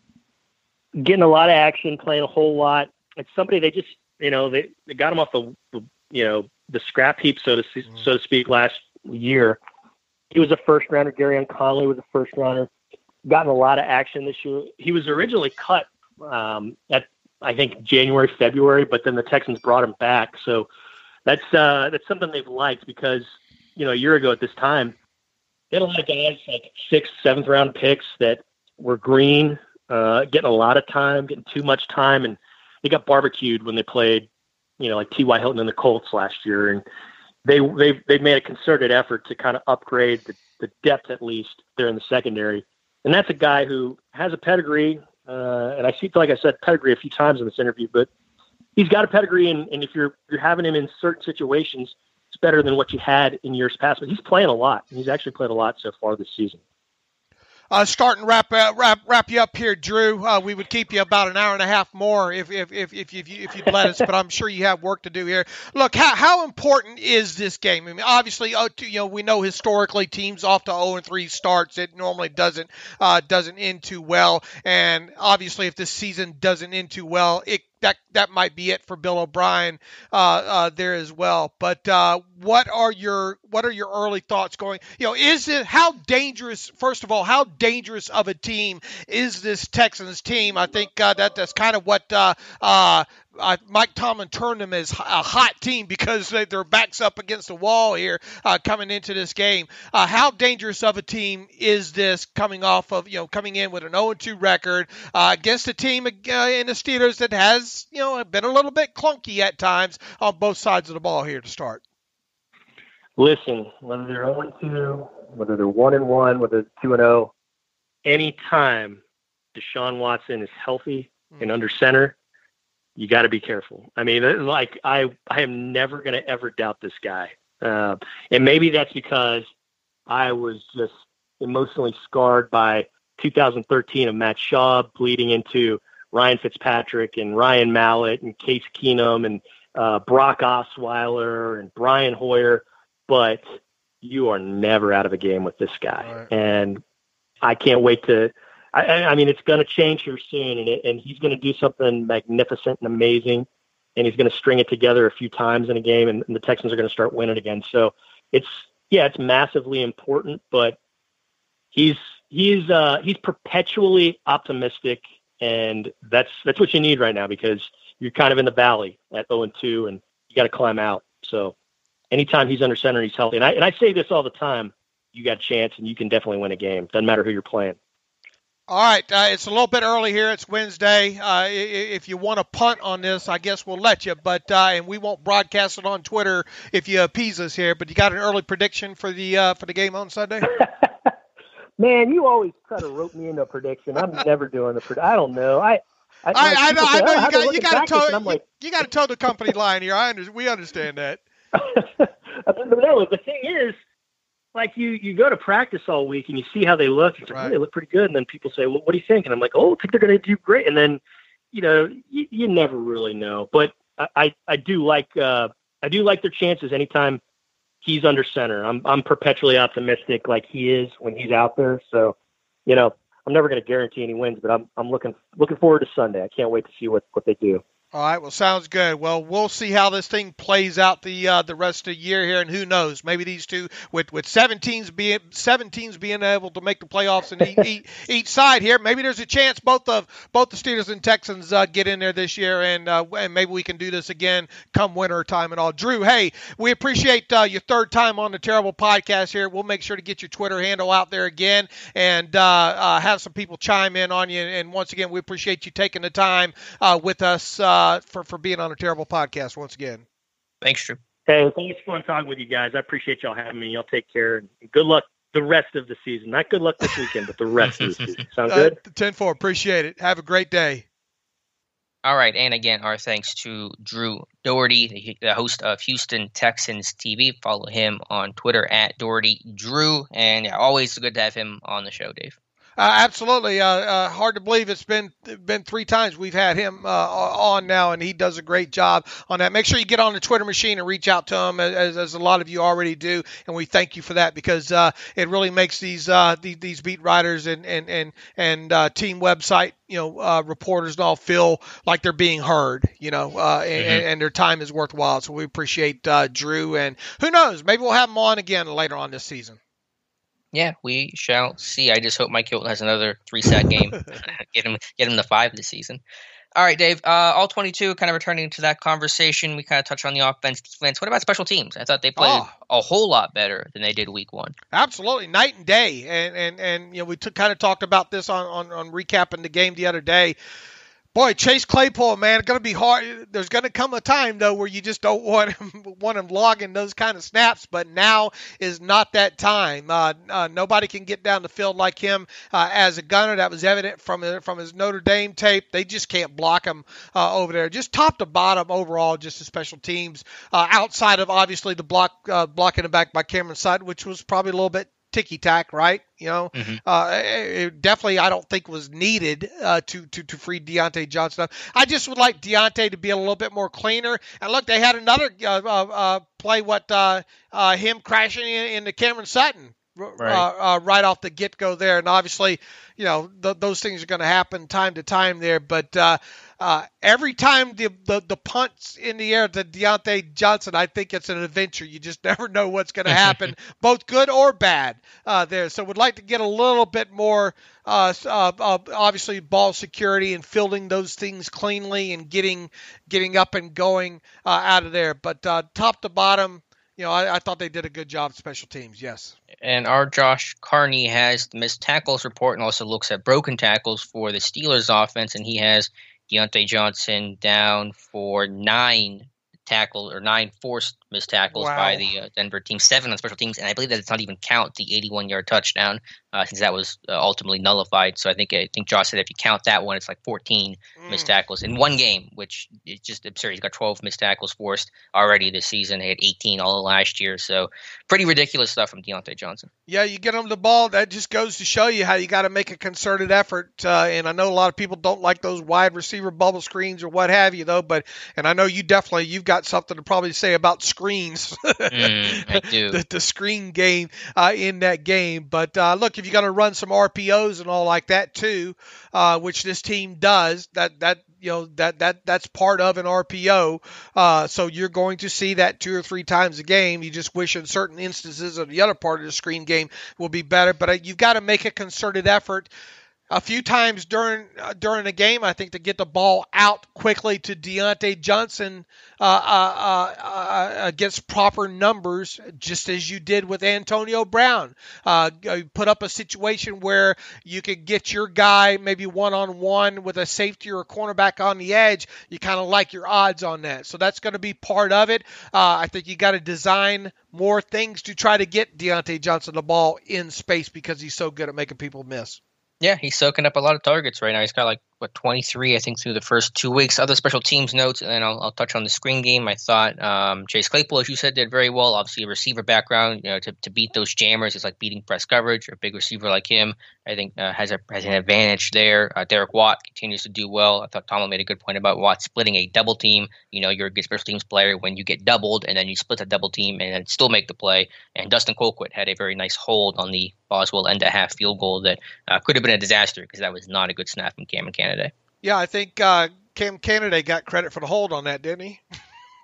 Didn't the TV tape say Canada? I didn't think Colquitt got proper recognition there. I think he called the punter Canada. Oh, really? Yeah, go back. And I didn't even hear that. Okay, gotcha.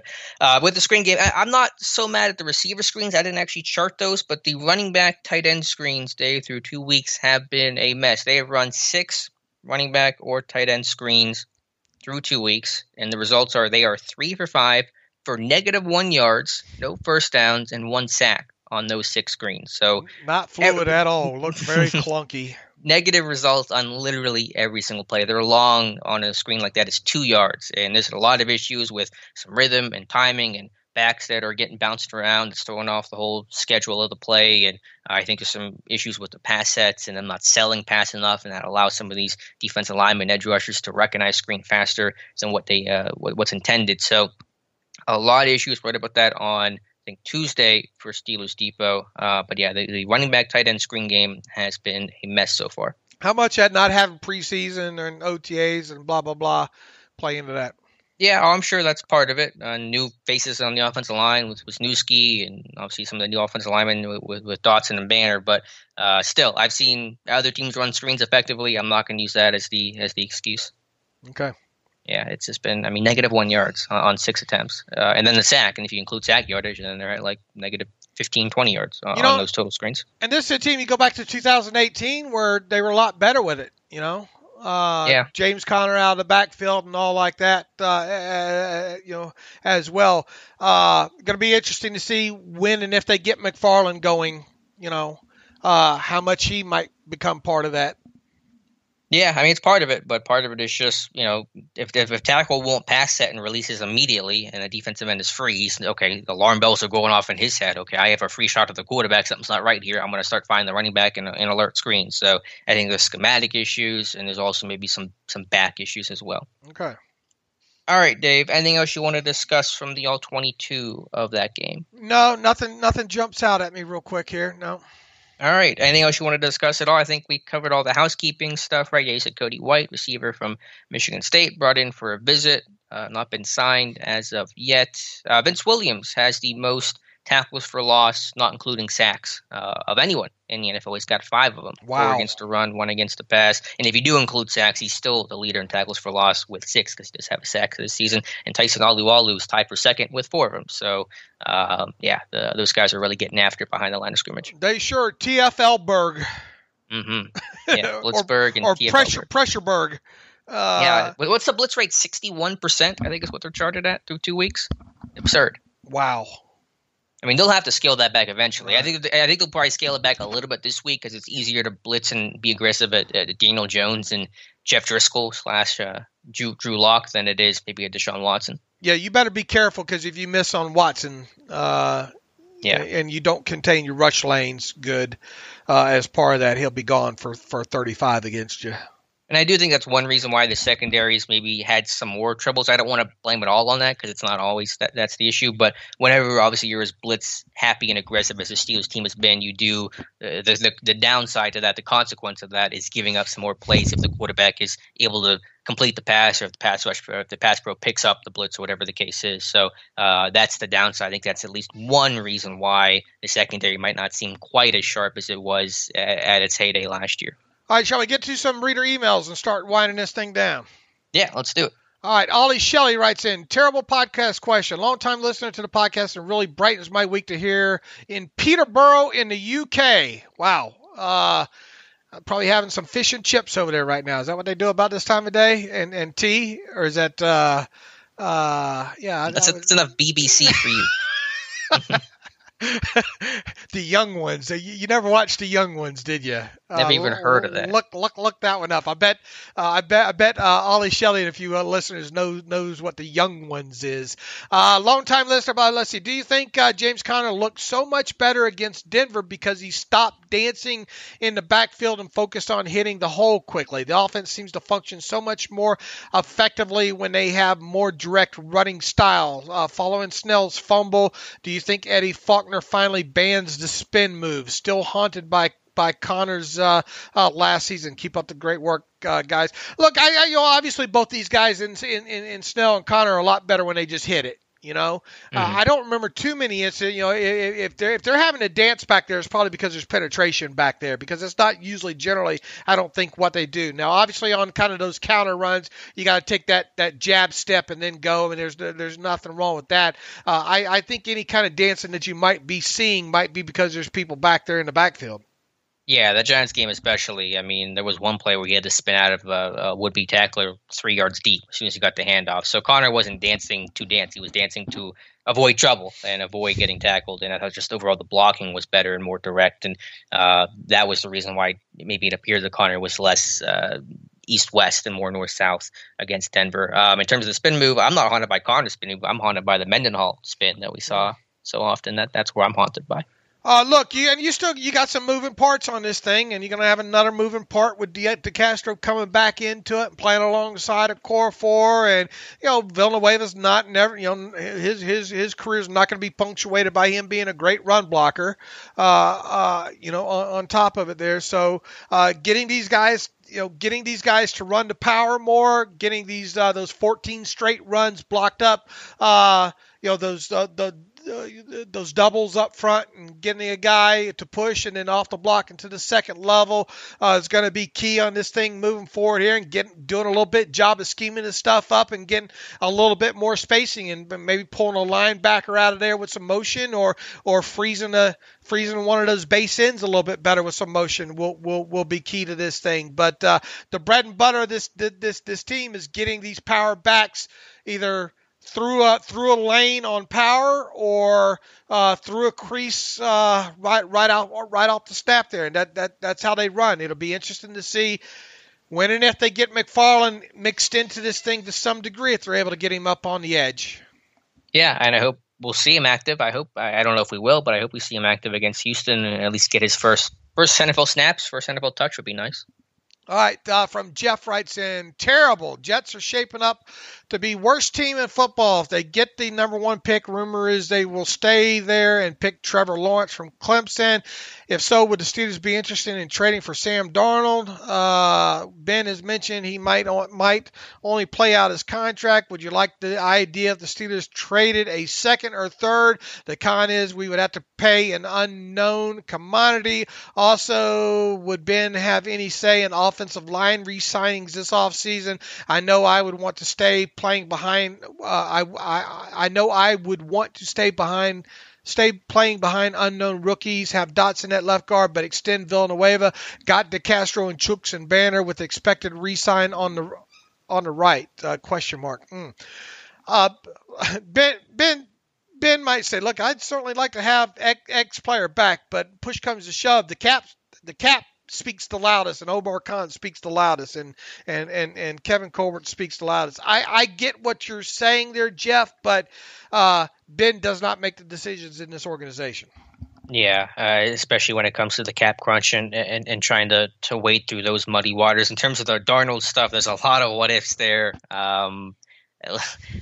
Unlikely. I think they should probably stick with Darnold because I think he's looking pretty good right now. But there's a lot of what ifs there, and I doubt that scenario plays out. Yeah, it's fun to talk about and all like that, and impossible to predict and all. But how many years does Sam have left on his rookie contract? And if they extend Ben, you could have Darnold's contract run out before Ben's does, you know. Mm-hmm. And then through. you're going to be in the same situation you are with Rudolph, you know. Right. Yeah. Darnold's through next year, and then he would have the 5th-year option. So I guess it would really go through 2022, but still that could be at the very end of Ben's career. So that scenario probably would be what would play out. When was Sam drafted? 2018. So his 18, rookie 19, it goes through 20, 21. Did they pick up his 5th-year option this year? I'm sure they did if they had to. He played well enough to earn it. But yeah. So his contract runs through essentially 2022 if you include the 5th-year option. Hold on. You got me wondering about something right here. I can put an end to this speculation here that people seem to be doing on the Twitter machine real quick here, if you give me just a moment here. And I feel for Donald because he's playing well. He's just around the worst supporting cast in football. He's got so many injuries. Bell's out. Crowder's been hurt. Herndon's done nothing at tight end. That line is not very good. I mean, he's making chicken salad out of you know what over there in New York. All right, so they will have to make a decision on his 5th-year option this next offseason. Okay, which I assume they'll pick it up. Which I assume they would pick it up. And if they did, and then people were asking, would the Steelers trade for that? You would have to then, if you picked up a player that already had his 5th-year option picked up, then you have to account for that in 2022 against the cap. And although they look decent, from a 2022, you're going to start adding TJ Watt. There's always constantly stuff going to be added onto it. And obviously, if you extend Ben, you're going to have another super huge cap charge in 2022 on him. It's setting up for that. It's easier to say that's very unlikely to happen than it is unlikely to happen. Yeah, for sure. Or likely to happen. I worded that wrong, but don't count on it. Yeah, don't count on it. And I'm sure that's going to be a talk, the talk moving forward here right now. All right, Andy writes in, Dave and Alex, as usual, you guys are doing great. I watched some of the All-22. Oh, this is one. And notice Kevin Dotson was in 3-point stance no matter down or formation. He looked to fire out very well and run plays and get into pass pro quickly. On the flip side, Filer was in a 2-point the whole game except short yardage. I don't get the 2-point stance on the run plays. Can you explain why the team prefers this to 3-point on run plays? I wish I had a perfect answer for you. Unfortunately, I don't. I think it's just all about comfort in stance. Obviously, a lot more linemen work out of 2-point stances these days than they used to with Dotson. I assume that's just what he did in college. Him and Robert Hunt, that kind of big mauling rushing attack they had in Louisiana Lafayette. So I'm sure Dotson eventually will play more in a 2-point stance, but it may just be a thing where you can work your hands a little bit quicker if they're raised and cocked. I'm not entirely sure. It'd be a great question to ask somebody. I don't think we'll ever get that question, unfortunately, but I think it just comes down to what a team's comfort is and what a lineman's comfort is. It'd be better to hear from the lineman himself, Yeah. I mean, they talked to Dotson. I don't think he was asked about that. No, imagine that. Yeah. Bryce writes in, hey guys, even though it's somewhat surprising, does UG3 being inactive say more about his development or more about the potential to coach his staff season Marcus Allen as a special teamer and emergency inside linebacker? That's another one you wish you could put Keith Butler or Mike Tomlin on the lie detector, here. It's surprising UG3's not been active. How much does that say about his development? I mean, it's a little something, right? I mean, it has to be for sure. It's not helping his development right now, obviously. I would like to think they're just, they're relatively healthy at the position right now. They're relatively healthy overall. Allen is more versatile. He's not been playing bad on special teams or anything like that. So I think that part of it's a numbers game, but certainly, I mean, this is not looking great for UG3's future prospects. No, I mean, this is a guy we thought would be at least active and getting the helmet and running down on covering special team stuff, So it says something about his development there. I don't know what, but look, Marcus Allen, we could probably say the same thing about him a couple years into his career, right? True, yeah, until he got consistent play time this year. I went into the summer this year thinking he might not make the roster at all. And so, yeah, I mean, the career arc can change fairly quickly. So in other words, don't throw the Gilbert out with the bathwater just yet, right? There you go. All right, what would you say is Randy Fichtner's biggest strength as an OC? Um, I'm laughing at myself for pausing a little bit, trying to think about an answer to this. I think he's not terrible. I think that obviously building off of things, I think, is what I would say. I think he struggles with that. I think Haley did a much better job with that than what Randy Fichtner did. I just think obviously having a really good relationship with your quarterback, which is obvious, but it's something essential for any OC, and being able to let the quarterback call his plays and 2-minute drills, just letting go and not feeling like you have to micromanage everything and just let your great players be great. So that's a very simple answer to give.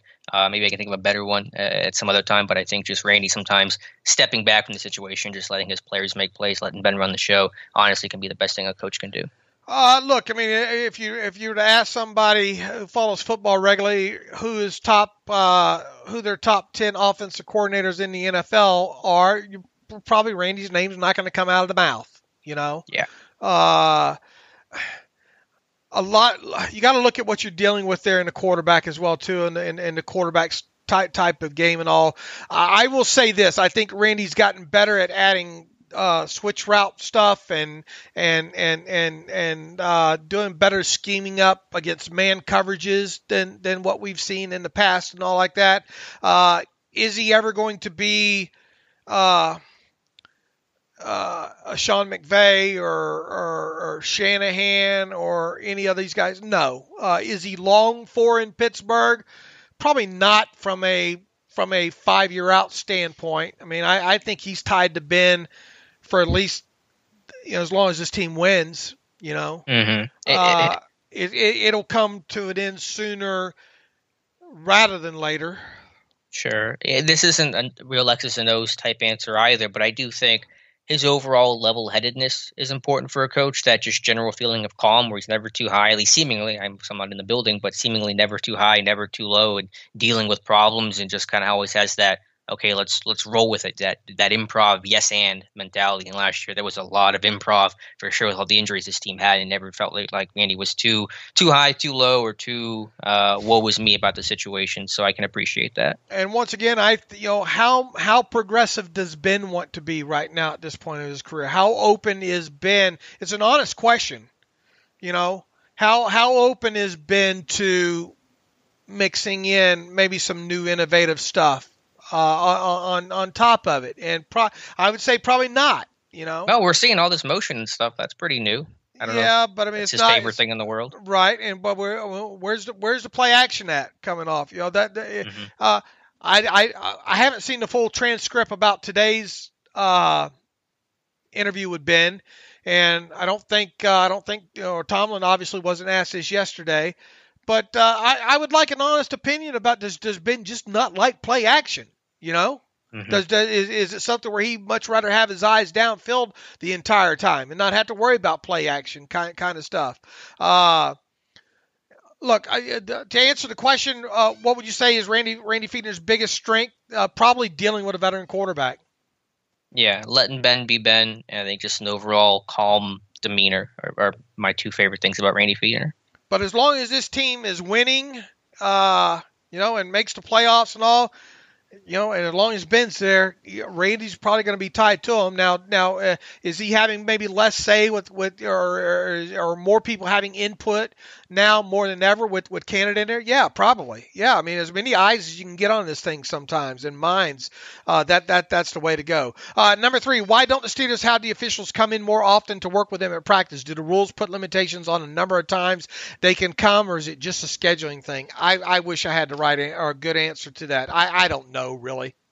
Yeah, it may be both. Obviously, this year with the pandemic, they couldn't have reps during camp, and so that's changed the complexity of the whole situation. I'm sure there's only so much of a benefit you get from that stuff. You probably only need them in there so long, and it's really just kind of more of a refocusing probably for this team. Okay, there's refs there because we had a lot of penalties last week, so let's avoid that so the refs don't come back. So I think it's almost just more of a I wouldn't say punishment, but just making it very clear that Tomlin's not happy with the state of the penalty situation for the Pittsburgh Steelers.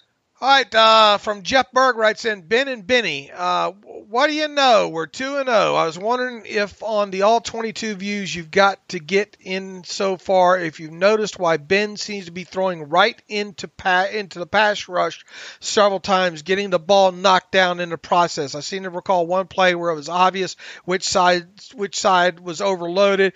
He still threw at all blitzing defenders. Were there mismatches right behind the blitzers? I assume you're talking about the Justin Simmons back then. I think is what he's talking about. Yeah, that one. I don't know if they slid the wrong way, but Simmons was coming in free. A core four probably should have come down on Simmons, take the first inside guy, but that was kind of a tough play to make. I think it's just some of the rush, some of the things that they're trying to work out. And Ben talked about some arm angle stuff that didn't affect it on that play because Simmons left in the air and batted that one down. But I think it's just some of the rush stuff he's trying to knock off. And I think one of the biggest causes for concern when it comes to Ben so far is the amount of batted passes so far. Mm-hmm. Those kind of things, you keep batting them up, they're going to come down in the wrong hands one of these times. With regard to Benny Snell's 2 fumbles in 2 games, do y'all think this may result in Benny sitting down for a game and McFarland getting some reps, or will Tomlin feel comfortable putting the ball in Benny's hands against the Texans? Thanks to both of you and your team for all the hard work. Thanks for that, Jeff. Look, I think with the way the numbers you can dress guys right now, I think Benny Snell plays on for you on special teams too, as well. Does he have a chance to be the bell cow in week 3? Probably not, as long as James Conner stays healthy. And I do think it's time to get McFarland on the field and the ball in his. I'm not talking about 20 snaps. I'm talking about 5-6 snaps from McFarland and get the ball in his hands a couple times. I think it is time for that. Went into last week's game thinking it would probably be an even split between Connor and Snell. That obviously didn't happen, and Benny didn't help his cause by putting a football on the ground.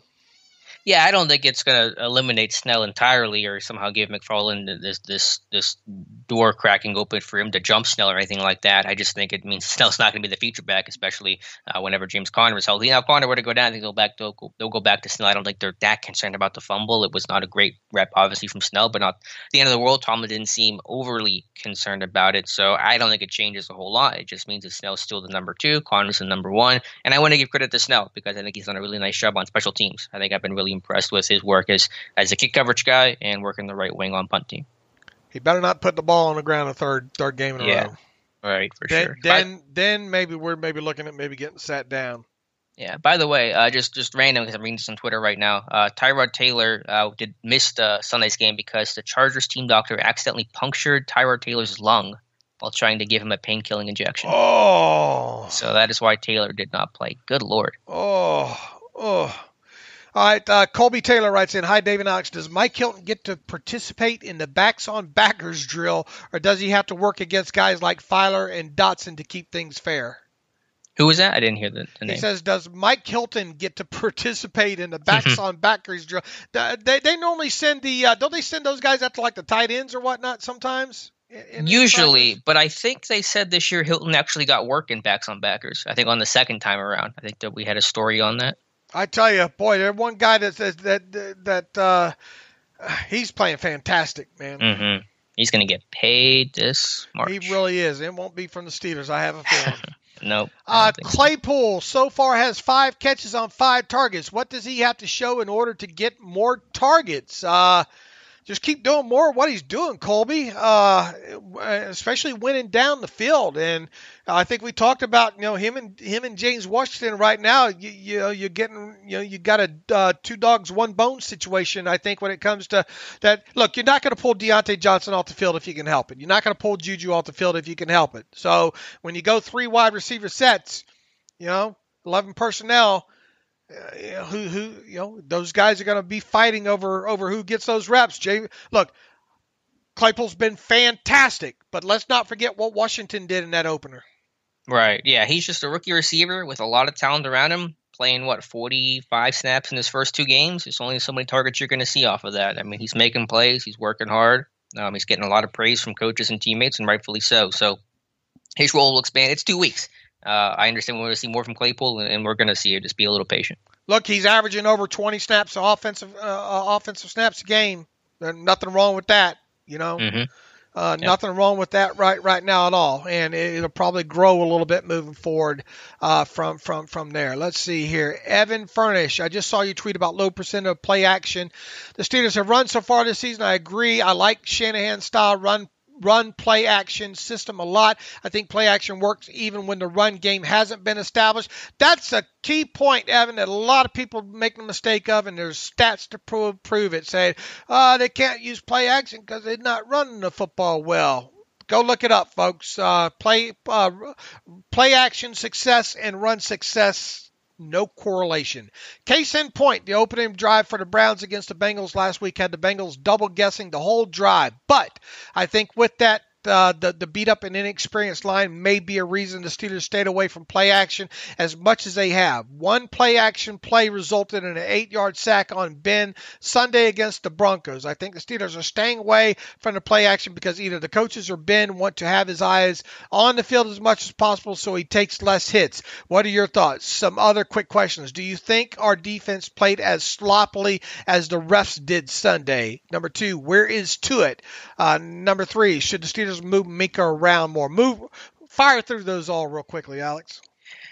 With play action, I wouldn't blame it on the offensive line because they have not run play action a lot for like 4 years now, and they've had some really good offensive line groups. I think it might be more towards Ben's mobility or lack thereof, and as you mentioned earlier, David, as the reader mentioned, it was at Evan, that Ben wants to keep his eyes downfield.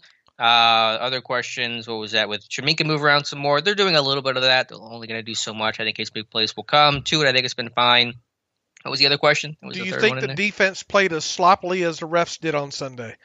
No, I mean, again, there were mistakes for sure, but I think whenever you blitz as much as this team does, literally 61% of the time, it's going to give up some vulnerabilities in the back end where there's some mistakes and some guys not getting set. The one play didn't have a forced defender, allowed a 17-yard run, the Edmonds coverage bust, so it was not perfect and it was a little sloppy, but I'm not too concerned about it long term. All right, just because we got new questions in here, I don't want to let these people down here. Lance, let's see, it says Lance Williams Sampson. Lance here from Holly Springs, North Carolina, big fan of the show, blah, blah, blah. Obviously nice getting the win in week 2 and starting off the season 2-0, but can't help feeling like the Broncos game felt like a loss even though it was a win. It was a win, brother. I'll take wins that feel like losses all the time. The defense struggled against Jeff Driscoll. Granted, he dropped some dimes in there at times, and it was helped with defensive penalties. My question is regarding the offense, other than the deep bomb to Claypool, I can't help feel like there were training wheels on the offense at times for most of the game. Lots of quick, short passes from Ben and Connor. Connor really struggled outside of his one big run at the end of the game. Once Denver closed the gap, we finally started to open things up more, and the offense started to move. Was the offensive game plan going into this week just to play it careful, not take risk, and get Ben and the team less rusty, or does Randy need to let Ben work the middle of the field more and get in some more no-huddle and play action moving forward?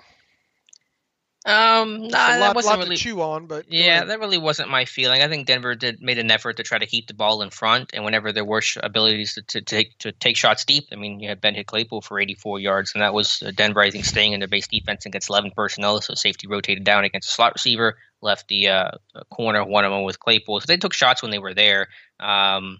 Was it my favorite game call by Randy? No, I'm sure it wasn't. Were there mistakes by the offense? Sure, they got off schedule. There were penalties. There were stupid turnovers. Bottom line was, if Ben doesn't throw the pick, and if Snell doesn't fumble, that game's not close. Like that's a blowout win for the Pittsburgh Steelers. So I put the blame on the penalties being off schedule and those two takeaways as the reason why that game was uncomfortably close. Yeah, look, we mentioned drops in the game as well too, right?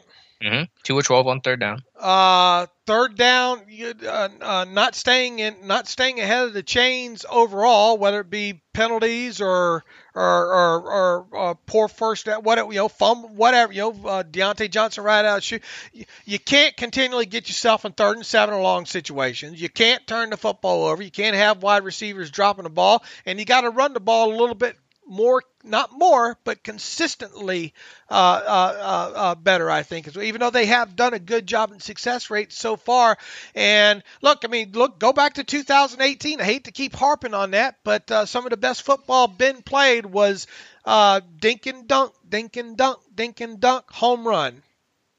Right, yeah. So that's not my concern. I just want to see them be a little bit more efficient, a little bit more consistent, clean up some of those mistakes, and the offense will be in a good spot. But yeah, it hasn't been great offensively. It's felt very clunky at times. So this is week 3, week 4 here. I mean, you're still going up with some good competition here, but hopefully we'll see less clunky. If this team just doesn't turn the football over on offense, it's gonna and stays out of 3rd and long 9 times a game, it's gonna look better. Period. Yeah, absolutely. All right, we got through a lot of these already, so and we're running along on time as per usual. So with that, let's see. You can thanks for Drew Daughtery for coming on. Make sure you reach out to him and all. And let's see. You can follow me on Twitter at Steelers Depot. You can follow Alex on Twitter at Alex_Kozora. Follow the show at Terrible Podcast. Email the show theterriblepodcast@gmail.com. If you like what we do and you want to donate to the cause, go to SteelersDepot.com and hit the donate button up right navigational bar, please, and make a donation that way. And also, if you want an ad-free version of the site, go to SteelersDepot.com, hit the ad-free button. For $25 for 1 calendar year, you can have an ad-free version of the site. Look, to get that, you hit the ad-free button. You follow the directions. You create a username and a password. You go to PayPal. You pay the $25, and then after you get all that, you still have to, after you register, you have to click that login button up top and use that username and password that you get, and that's what gets you into the ad-free version. If you don't do that, just merely paying for it will not magically get you the ad-free version of the site. So I get a lot of confusion with that, some emails with that, and as soon as I get some time to maybe make the directions better on the site, I'll do that. So a lot of people are taking us up on that. We hope you will as well. And as always, thanks for listening to the Terrible Podcast with Dave and Alex.